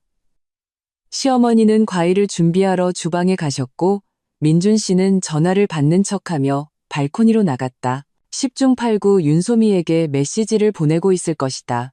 미나야, 일은 어때? 나는 무심코 물었다. 그냥 그렇죠. 뭐, 월급이 너무 적어서요. 미나는 입을 삐죽 내밀더니 갑자기 목소리를 낮췄다. 새언니, 제가 듣기론 큰어머님이 벌써부터 아기 교육 자금으로 어떻게 투자할지 계획하고 계신데요. 조심하셔야 해요. 심장이 쿵 내려앉았다. 무슨 교육 자금? 모르셨어요? 미나는 놀라 눈을 동그랗게 떴다. 그저께 가족 모임에서 큰어머님이 그러셨어요. 아기가 태어나면 아기 명의로 교육 저축 계좌를 만들어서 두 분 자산 일부를 그쪽으로 옮겨서 절세하자고요. 최소 5억은 옮길 수 있을 거라고 하셨어요. 내 손가락이 소파 팔걸이를 꽉 쥐었고 마디가 하얗게 질렸다. 참으로 기가 막힌 계산이었다. 아직 태어나지도 않은 아이까지 그들의 계산에 포함시키다니. 미나야, 알려줘서 고마워. 나는 억지로 웃었다. 하지만 지금 이런 얘기하긴 좀 이르지. 그렇죠. 일단 편안하게 태교하세요. 미나는 내 손을 토닥이더니 갑자기 비밀스럽게 다가왔다. 아, 그리고 오빠 요즘 얌전해졌죠? 듣기론 예전엔 꽤 놀았다던데 마음속에 어떤 생각이 스쳤다. 뭘 들었는데? 미나는 주위를 둘러보고 목소리를 더 낮췄다. 제 남자친구 오빠가 그 산부인과에서 일하는데 우리 오빠랑 어떤 간호사랑. 에이, 지금 이런 얘기하는 건 좀 그렇다. 아무튼 지금이라도 정신 차렸으니 다행이죠. 대화는 시어머니의 발소리에 끊겼지만 나는 이미 중요한 정보를 얻었다. 민준 씨와 윤소미의 관계는 병원 내에서 비밀이 아니었다. 이는 더 많은 증인이 있을 것이라는 의미였다. 미나를 보낸 후 나는 입덧을 핑계로 방으로 돌아와 쉬었다. 문을 잠그고 즉시 왕 변호사님께 연락해 최근 상황을 알렸다. 서지호 씨, 아주 잘하고 있어요. 왕 변호사님이 전화로 말했다. 박 씨 집안의 교육 자금 계획은 그들이 재산을 빼돌릴 의도가 있다는 것을 증명하는 좋은 증거가 됩니다. 이제 박민준의 외도 증거가 더 필요해요. 특히 아이가 태어난 후에 양육비 지급 기록 같은 것들요. 하지만 제가 임신했다고 생각해서 요즘은 조심할 텐데요. 바로 그렇기 때문에 그가 더 은밀하게 자산을 옮길 가능성이 높아요. 왕 변호사님은 분석했다. 지금 임신이라는 특별한 지위를 이용해서 집안 재무 서류에 더 많이 접근하는 걸 추천합니다.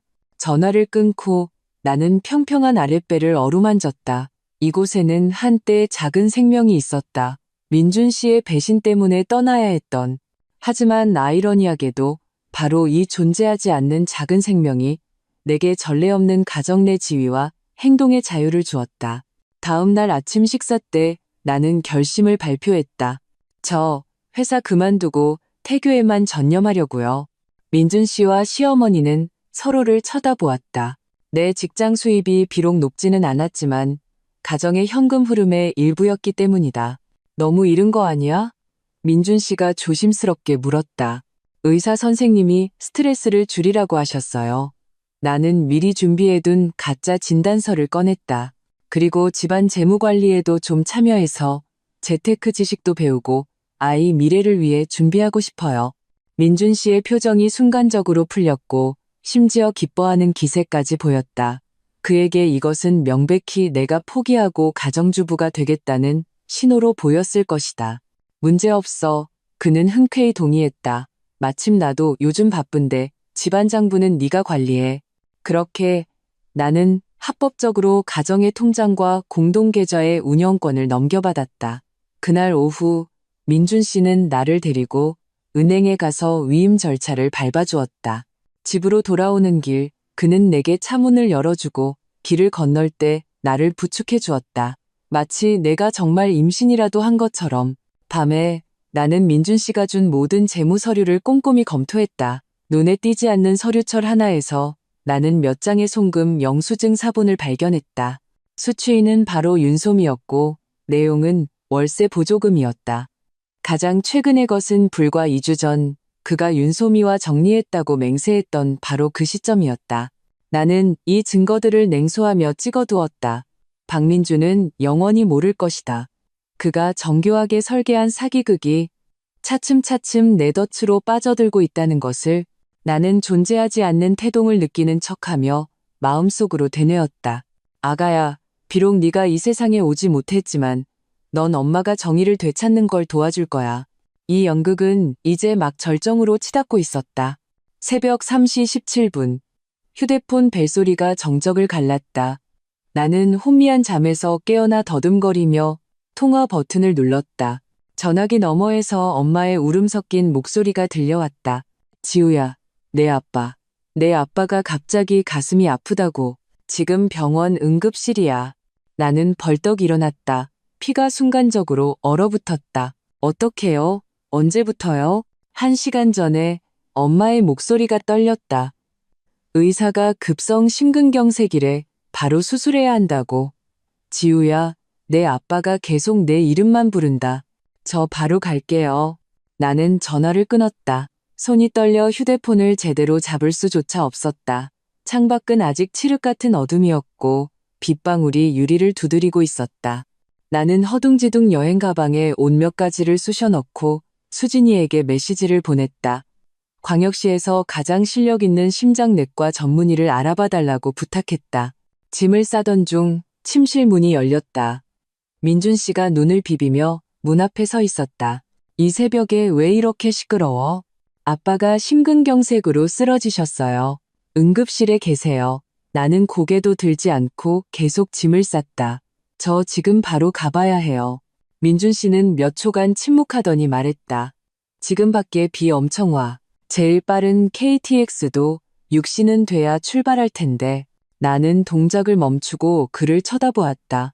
그의 얼굴에는 마지못해 하는 기색이 역력했고 장인어른의 병세에 대한 걱정은 한치도 없었다. 그 순간 나는 문득 깨달았다. 3년 동안 키운 개가 아파도 정상적인 사람이라면 최소한의 걱정은 보일 것이다. 제가 운전해서 갈 수 있어요. 나는 평온하게 말하며 계속 짐을 쌌다. 미쳤어? 400km나 되는데 비까지 오잖아. 민준 씨는 목소리를 높였다. 게다가 너 임신했잖아. 그렇게 무리하다가 무슨 일 생기면 어쩌려고. 나는 거의 비웃을 뻔했다. 그가 걱정하는 것은 내가 아니라 그 존재하지도 않는 아이, 그의 계획 속 현금 인출기였다. 그럼 저 혼자 택시 타고 역으로 갈게요. 나는 가방을 닫고 그의 옆을 비집고 지나갔다. 민준 씨가 내 손목을 잡았다. 서지우, 너 제발 좀 이기적으로 굴지 마. 내일 아침에 내가 데려다 주면 안 돼? 나는 그의 손을 뿌리쳤다. 우리 아빠란 말이에요. 아마 내 눈 속의 결연함을 보았는지 민준 씨는 마침내 양보했다. 내가 운전해서 데려다 줄게. 400km의 밤길, 비는 폭우처럼 쏟아졌다. 민준 씨는 굳은 얼굴로 운전했고 나는 계속해서 병원과 전문가에게 전화를 걸었다. 도중에 민준 씨의 휴대폰이 3번 울렸지만 그는 모두 끊어버렸다. 네 번째에 그는 전화를 받았다. 목소리를 아주 낮게 깔았다. 지금은 안 돼. 고속도로야. 그 여자 데려다 주는 중이야. 그 영감탱이 거의 죽어간대. 거의 죽어간다는 말에 심장이 쿵 내려앉았다. 아빠는 절대 잘못되시면 안 된다. 내가 이 끔찍한 연극을 끝내기 전에는. 날이 희미하게 밝아올 무렵 우리는 마침내 고향의 병원에 도착했다. 나는 응급실로 뛰어들어가 장의자에 웅크리고 있는 엄마를 보았다. 하룻밤 사이에 10년은 늙어버린 것 같았다. 엄마, 아빠는요? 엄마는 고개를 들었고 퉁퉁 부은 눈에 희미한 빛이 스쳤다. 지우야, 수술 끝났어. 의사가 일단 안정됐다고 하는데 아직 위험한 고비는 넘기지 못했대. 나는 엄마의 깡마른 몸을 꼭 안았다. 내 품에서 떨고 있는 엄마를 느꼈다. 민준 씨는 느릿느릿 따라 들어와 건성으로 어머님, 괜찮으세요? 라고 묻고는 옆에 앉아 휴대폰만 만지작거렸다. 그때 흰 가운을 입은 의사가 다가왔다. 제가 딸입니다. 나는 급히 일어섰다. 선생님, 저희 아빠는 환자분 상태는 일단 안정적입니다. 하지만 심근 손상 부위가 넓어 면밀한 관찰이 필요합니다. 의사는 차트를 넘겨보았다. 저희가 광역시 병원 전문가분께 원격으로 자문을 구했습니다. 그제야 나는 수진이가 연락한 전문가가 이미 치료에 개입했다는 것을 알았다. 감사한 마음과 함께 민준 씨와의 기형적인 관계를 빨리 끝내야겠다는 결심이 더욱 굳어졌다. 더 이상 부모님을 내일로 걱정시켜 드릴 수 없었다. 중환자실 밖의 시간은 마치 멈춘 것 같았다. 엄마는 나더러 먼저 집에 가서 쉬라고 하셨지만 나는 남겠다고 고집했다. 민준 씨는 눈에 띄게 안절부절 못하며 계속 시계를 보았다. 결국 차에서 물건을 가져오겠다며 나갔는데 2시간이 지나도록 돌아오지 않았다. 점심 무렵 아빠가 마침내 깨어나셨다. 의사는 교대로 들어가 볼 수 있도록 허락해 주었다. 내가 격리복을 입고 병상 앞으로 다가갔을 때 아빠는 힘겹게 눈을 뜨고 나를 향해 미소 지으려 애쓰셨다.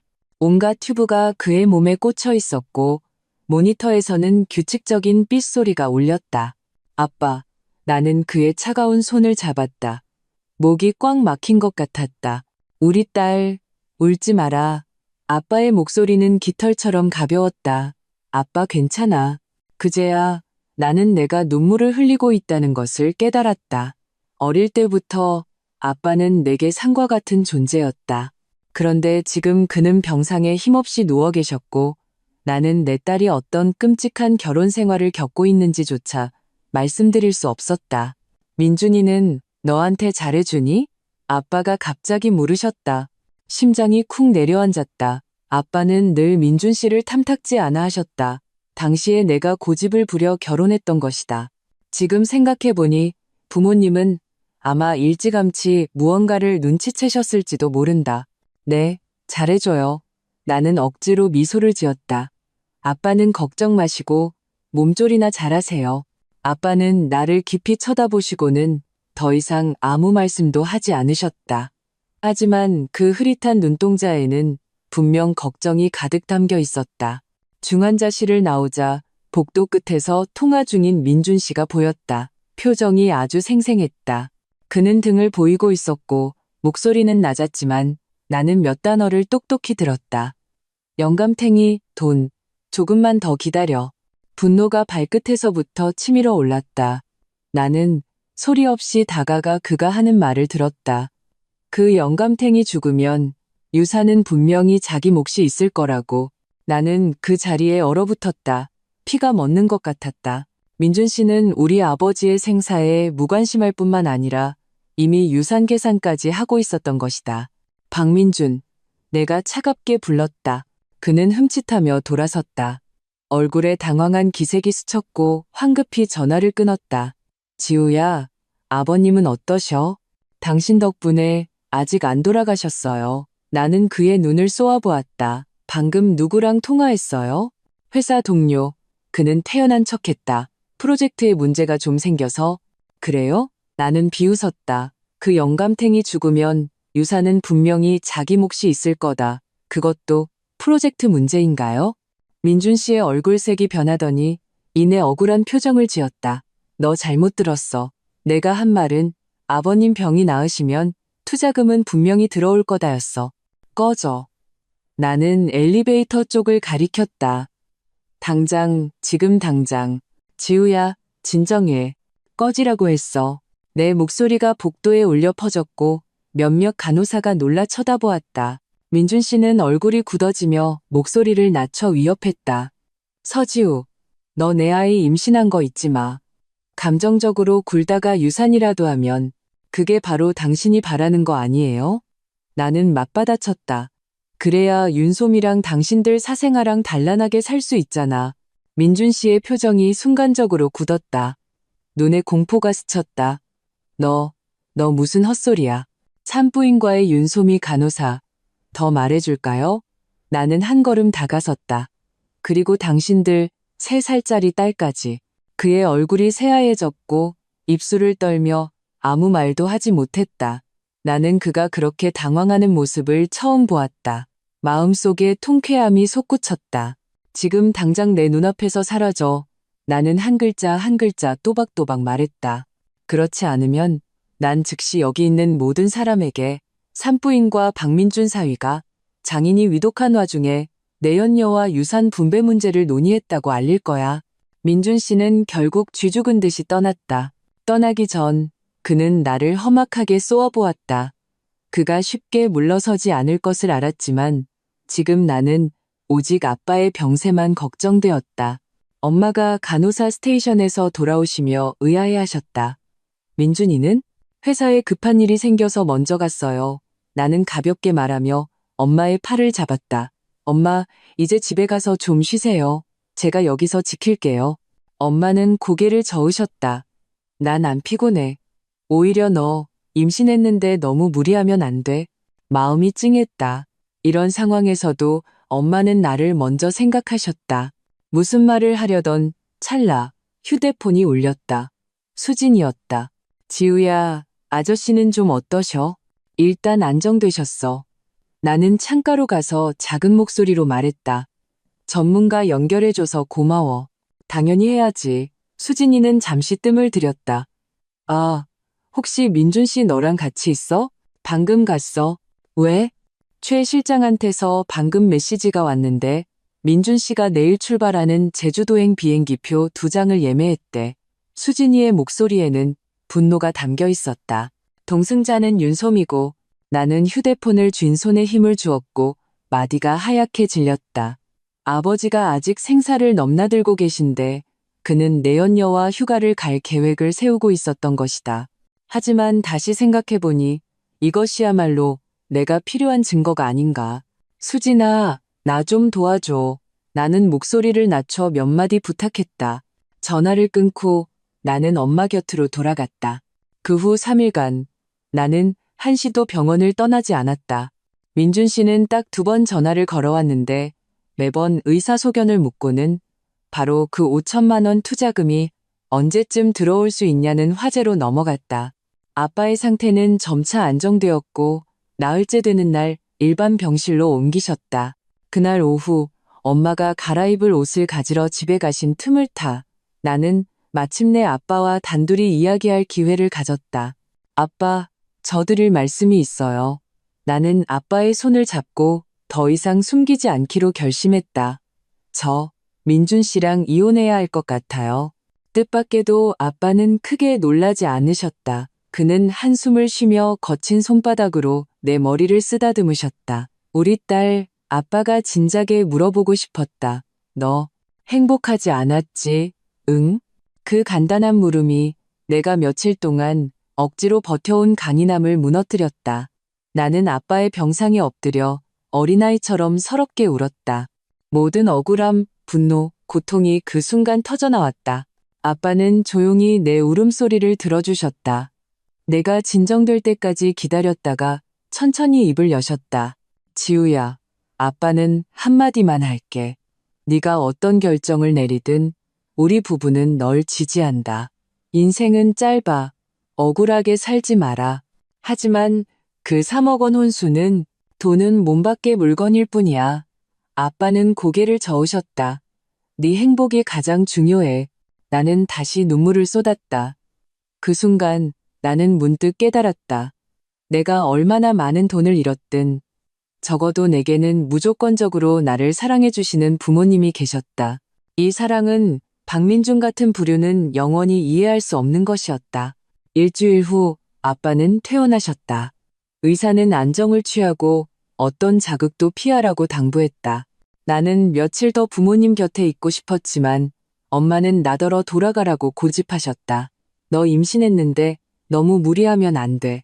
그리고 민준이 혼자 집에 있는 것도 불편할 테고. 나는 부모님께 임신의 진실을 말씀드리지 않았고 민준 씨와의 갈등으로 걱정 끼쳐드리고 싶지도 않았다. 다만 개인적으로 왕 변호사님께 상황을 업데이트하고 모든 증거와 서류가 준비되었음을 확인했다. 집으로 돌아오던 날 민준 씨는 뜻밖에도 역으로 마중을 나왔다. 그는 모범 남편처럼 행동하며 살갑게 짐을 들어주고 안부를 물었다.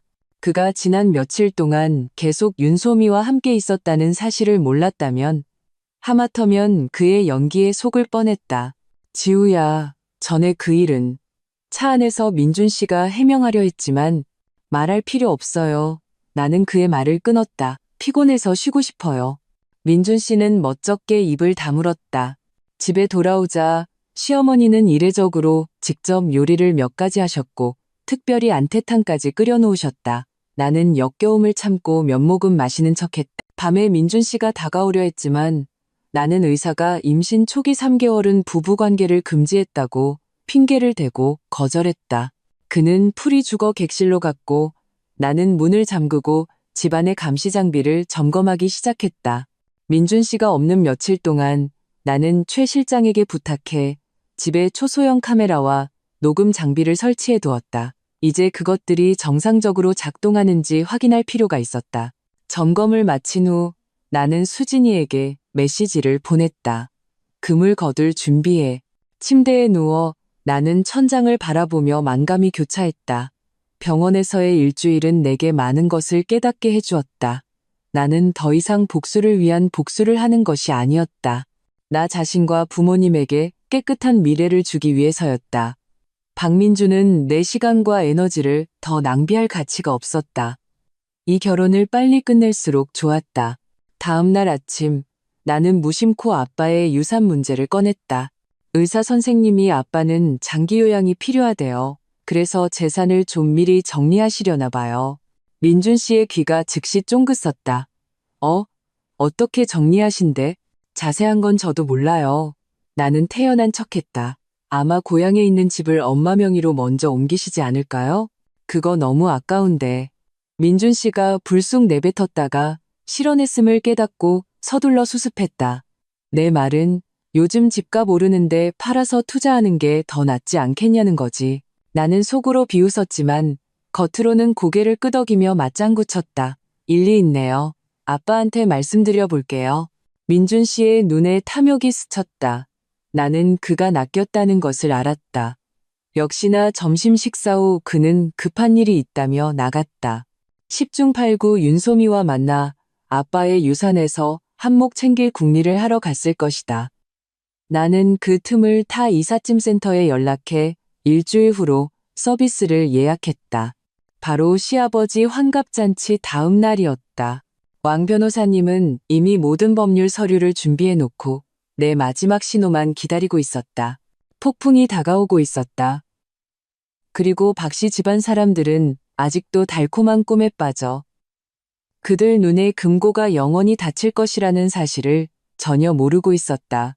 시아버지 환갑잔치 초대장이 금박을 입힌 채 내 화장대 위에 일주일째 놓여 있었다. 매일 화장할 때마다 그것을 보았다. 마치 언제든 덮쳐올 듯한 맹수처럼. 초대장에는 윙와 훅괴 영화북이라는 네 글자가 찍혀 있었다. 아이러니하게도 그 영화북이는 거의 전부 내 혼수위에 세워진 것이었다. 휴대폰이 진동했다. 수진이에게서 온 메시지였다. 모든 준비 끝났어. 내일 계획대로 진행해.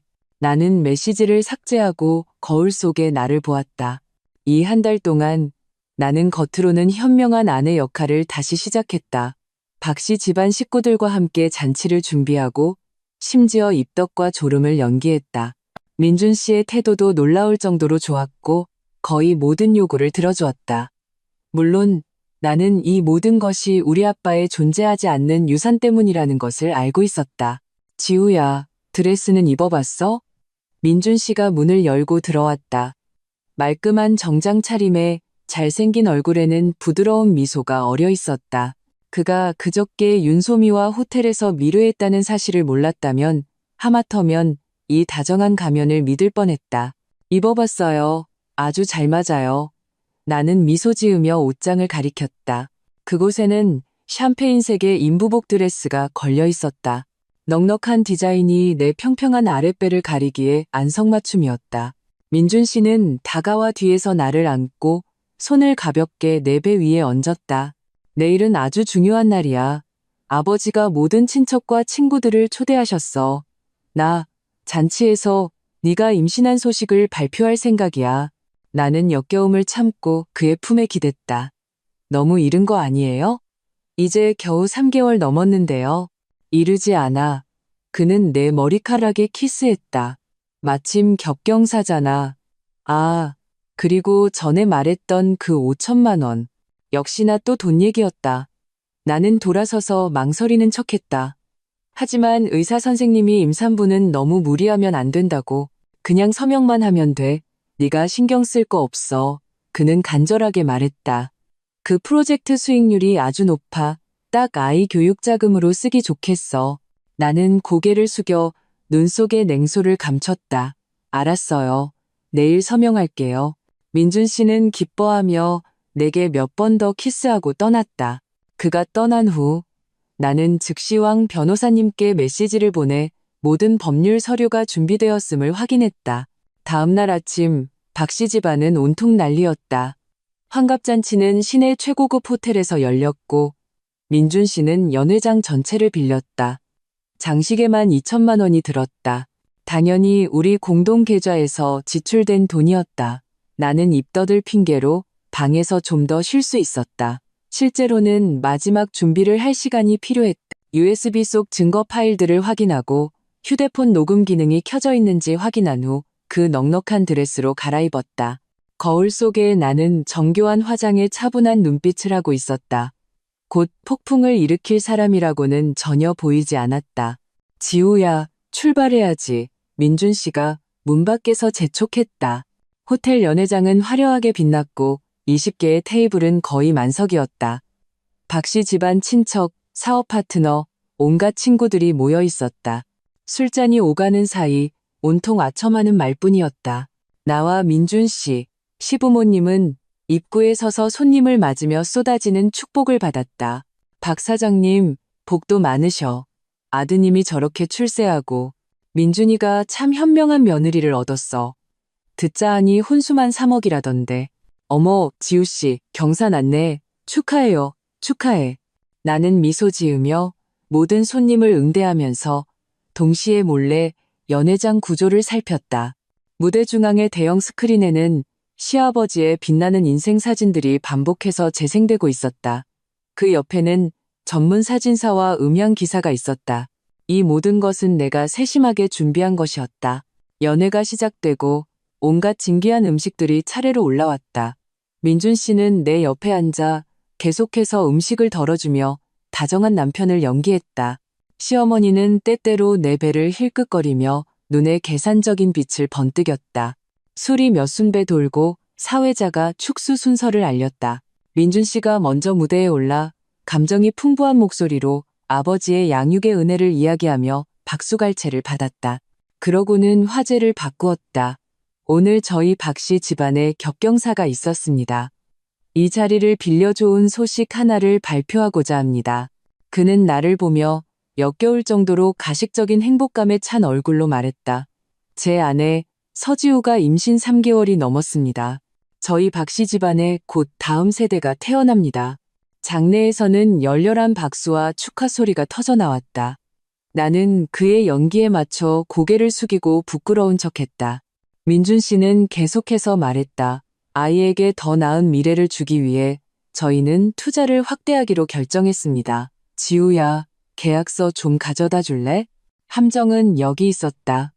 그는 사람들 앞에서 경사를 발표할 뿐만 아니라 모든 사람이 보는 앞에서 나에게 서명을 강요하여 거절할 수 없게 만들려던 것이다. 참으로 교묘한 도덕적 납치였다. 모든 사람의 시선 속에서 나는 천천히 일어나 무대로 향했다. 민준 씨는 승리의 미소를 지으며 내게 서류한 뭉치와 펜을 건넸다. 아래의 손님들은 아직 격경사의 분위기에 취해 있었고 아무도 내 눈에 스친 차가운 빛을 눈치채지 못했다. 서명하기 전에 저도 발표할 소식이 하나 있습니다. 나는 마이크를 받아들었다. 목소리는 맑고 평온했다. 민준 씨는 잠시 멈칫했지만 내가 무슨 감사 인사를 하려나 보다 생각하고는 금세 미소를 되찾았다. 나는 음향기사에게 다가가 USB 하나를 건넸다. 이 파일 좀 재생해주세요. 민준 씨는 마침내 무언가 잘못됐다는 것을 깨닫고 막으려 했지만 이미 늦었다. 대형 스크린의 환갑 사진이 갑자기 그와 윤소미의 다정한 사진으로 바뀌었다. 이어서 호텔 복도의 CCTV 영상이 재생되었다. 그들이 서로를 껴안고 방으로 들어가는 모습이 선명하게 찍혀 있었다. 장내는 술렁였다. 이게 뭐야? 꺼. 당장 꺼.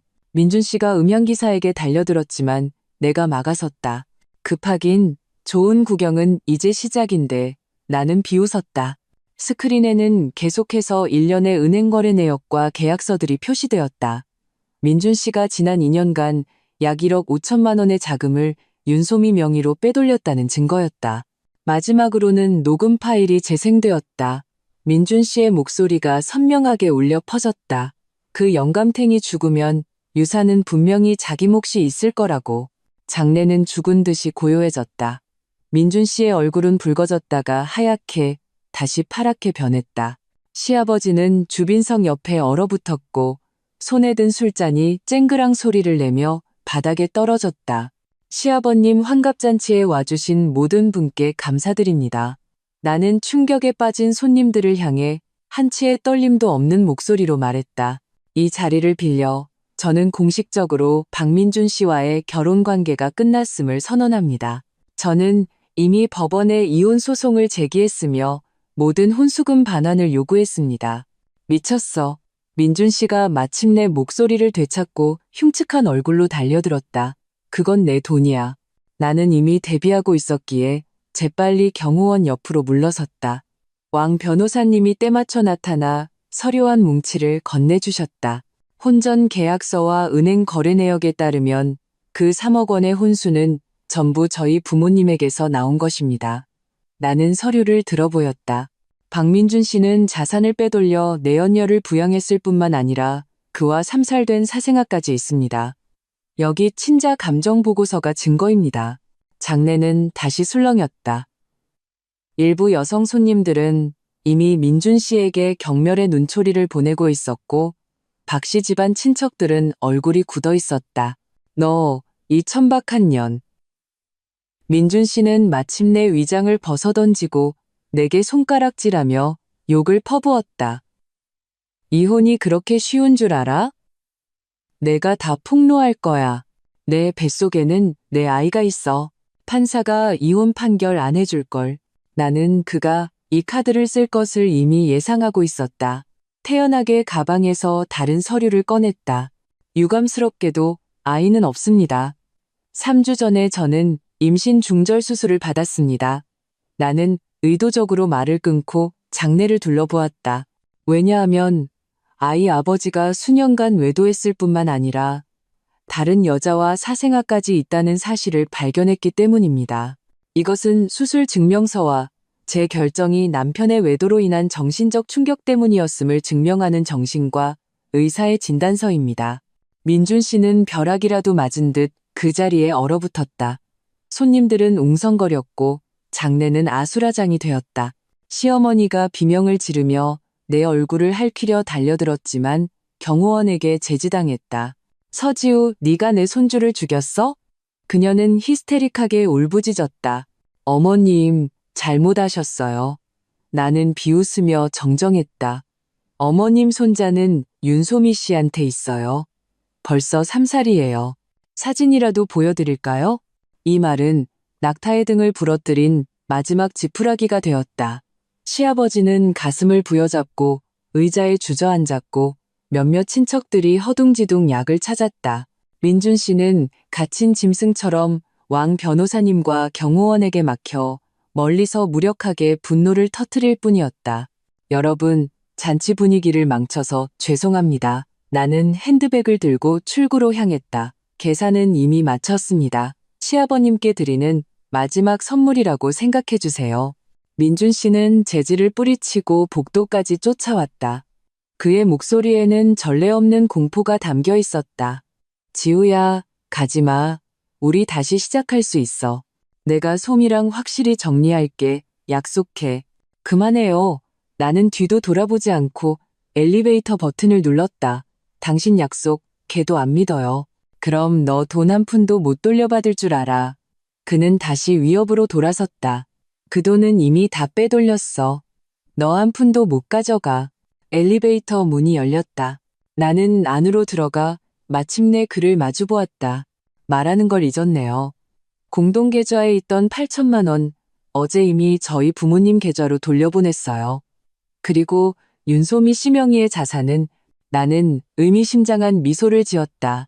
중혼죄와 사기죄의 공소시효는 아주 길어요.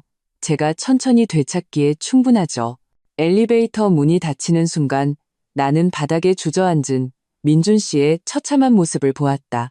3년간의 굴욕과 고통이 그 순간 마침내 해소되었다. 호텔을 나오자 여름 햇살이 눈부시게 쏟아졌다. 수진이의 차가 길가에 서 있었다. 나는 차문을 열고 들어가 긴 한숨을 내쉬었다. 순조로웠어? 수진이가 참지 못하고 물었다. 예상보다 훨씬. 나는 안전벨트를 메었다. 우리 집으로 가자. 이삿짐 센터가 도착했을 거야. 그렇다.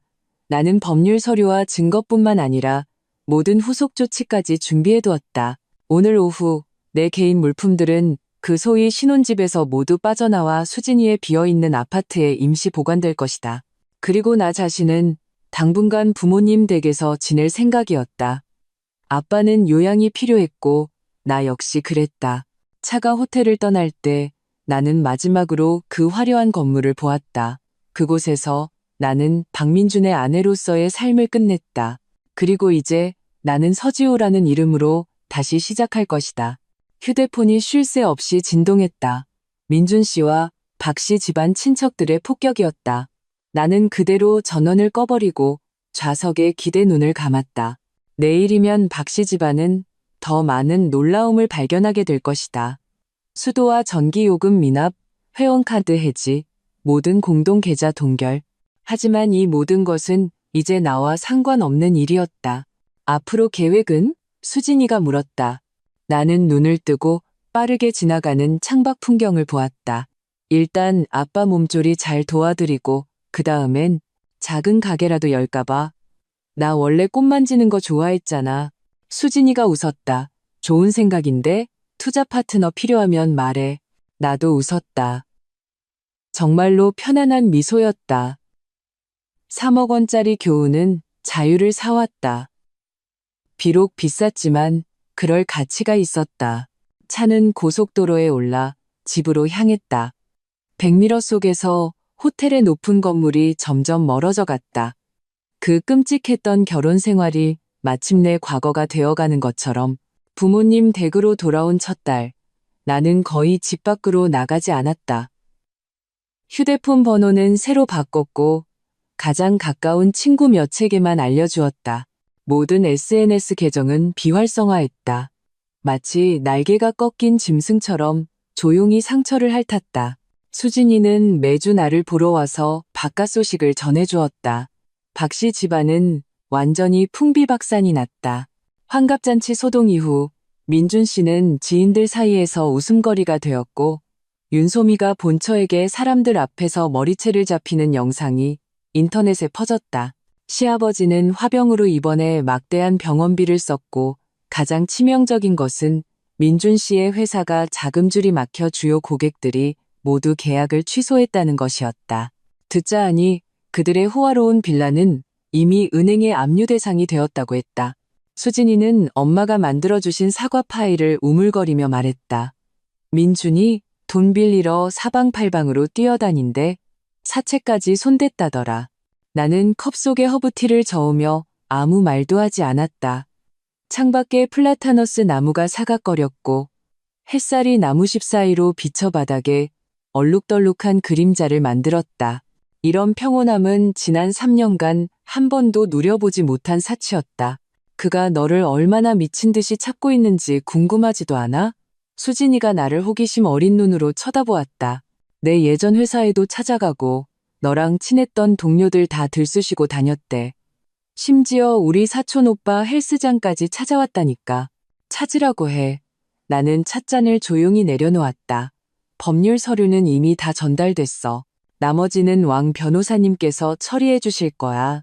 사실 민준 씨는 미친 듯이 내 행방을 찾을 뿐만 아니라 온갖 인맥을 동원해 국면을 전환하려 했다. 그는 먼저 강경하게 변호사 서한을 보내 내가 악의적으로 부부 공동 재산을 빼돌렸다고 주장했다. 실패하자 그는 불쌍한 척하기 시작했다. SNS에 장문의 글을 올려 내가 냉혈하게 낙태하고 남편을 버렸다고 호소했다. 마지막에는 친척들까지 동원해 번갈아 우리 부모님께 전화를 걸어 압박했다. 아쉽게도 이 모든 수법은 이미 준비된 내게는 아무 소용이 없었다. 왕 변호사님은 민준 씨 명의의 내 혼수와 관련된 모든 자산을 동결시켰을 뿐만 아니라 법원에 민준 씨의 중혼과 재산 은닉의 명백한 증거를 제출했다.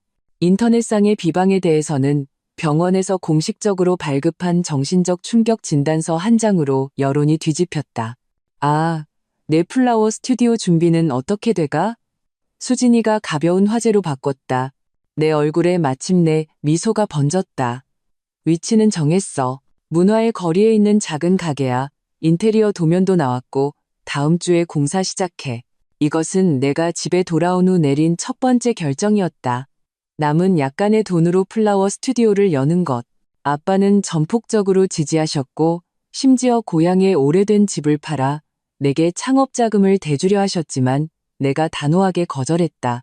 두 분은 이미 나를 위해 너무 많은 것을 희생하셨다. 앞으로의 길은 내 힘으로 걸어가야 했다.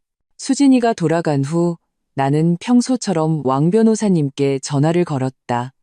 그는 법원이 이미 이혼 소송을 접수했고 첫 번째 조정기일이 다음 달로 잡혔다고 알려주었다. 민준 씨 쪽은 새로운 움직임 없나요? 내가 물었다. 어제 나를 찾아왔었네. 왕 변호사님의 목소리에는 약간의 경멸이 섞여 있었다. 처음엔 내 흠을 폭로하겠다고 위협하더니 내가 꿈쩍도 안 하니까 갑자기 울면서 회사가 망하게 생겼다고 하더군. 예정을 생각해서 소송을 취하해달라고 애원하더라. 예정? 나는 비웃었다. 그가 말하는 예정이란 사기 결혼, 외도, 재산 은닉, 아니면 우리 아빠가 빨리 죽기를 바란 것이었을까? 신경 쓰지 마. 왕 변호사님은 나를 위로했다. 증거가 확실해. 이 소송 우리가 무조건 이겨. 아, 부모님은 괜찮으세요? 나는 마당에서 장미를 손질하고 계신 아빠를 보았다. 퇴원 후 아빠의 안색은 날이 갈수록 좋아졌다. 의사는 무리하지 말라고 했지만 아빠는 늘 가만히 계시지 못하고 집에 작은 정원을 정성껏 가꾸셨다. 네, 두 분 다 잘 계세요. 왕 아저씨, 신경 써주셔서 감사해요. 전화를 끊고 나는 아빠의 원예 작업에 동참했다. 아빠는 내게 여러 장미 품종을 구별하는 법을 가르쳐 주셨다. 그 손길은 마치 보물을 다루는 것처럼 부드러웠다. 3년 전 바로 이 정원에서 나는 고집스럽게 민준 씨와 결혼하겠다고 선언했고 아빠는 화가 나 가장 아끼던 자사오를 던져 깨뜨리셨다. 지금 생각해보니 아빠는 그때 이미 민준 씨가 좋은 짝이 아니라는 것을 알아보셨던 것이다. 다만 내 고집을 꺾지 못하셨을 뿐. 아빠, 죄송해요. 내가 갑자기 말했다. 손가락이 무의식적으로 장미잎 하나를 으깼다. 아빠는 가위를 멈추고 온화하게 나를 보셨다. 바보 같은 소리. 뭐가? 그때 아빠 말씀 안 들은 거요. 그 3억 원 혼수도요. 아빠랑 엄마 걱정시킨 것도요. 내 목소리가 메었다. 아빠는 내 어깨를 토닥여 주셨다. 어릴 때 내가 넘어진 후 해주시던 것처럼. 인생에 헛된 길은 없어. 그 돈은 수업료 냈다고 생각하렴. 나는 아빠 어깨에 기댔다.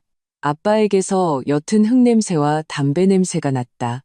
한때 내 마음속에 산처럼 위대했던 이 남자는 이제 뼈가 만져질 정도로 마르셨지만 내게 주시는 안정감은 조금도 줄지 않았다.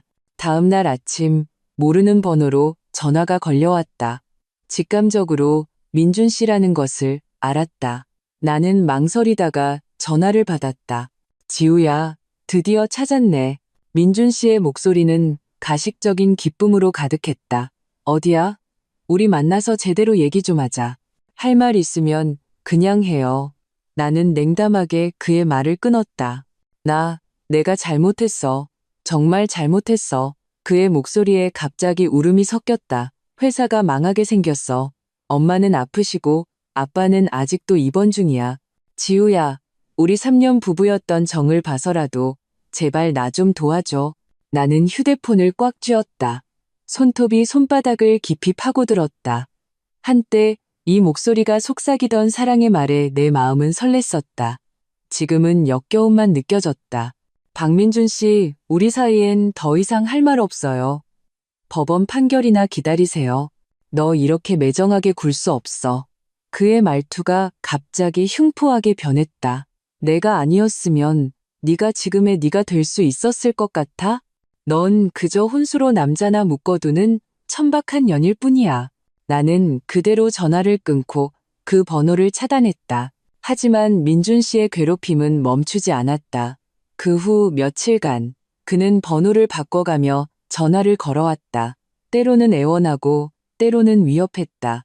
정신 상태가 분명 불안정해 보였다. 금요일 오후 나는 문화의 거리에서 스튜디오 인테리어를 감독하고 있었다. 갑자기 아파트 경비실에서 전화가 왔다.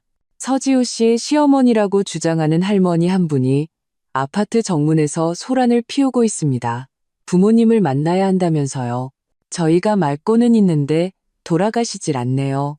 나는 즉시 하던 일을 멈추고 집으로 달려갔다.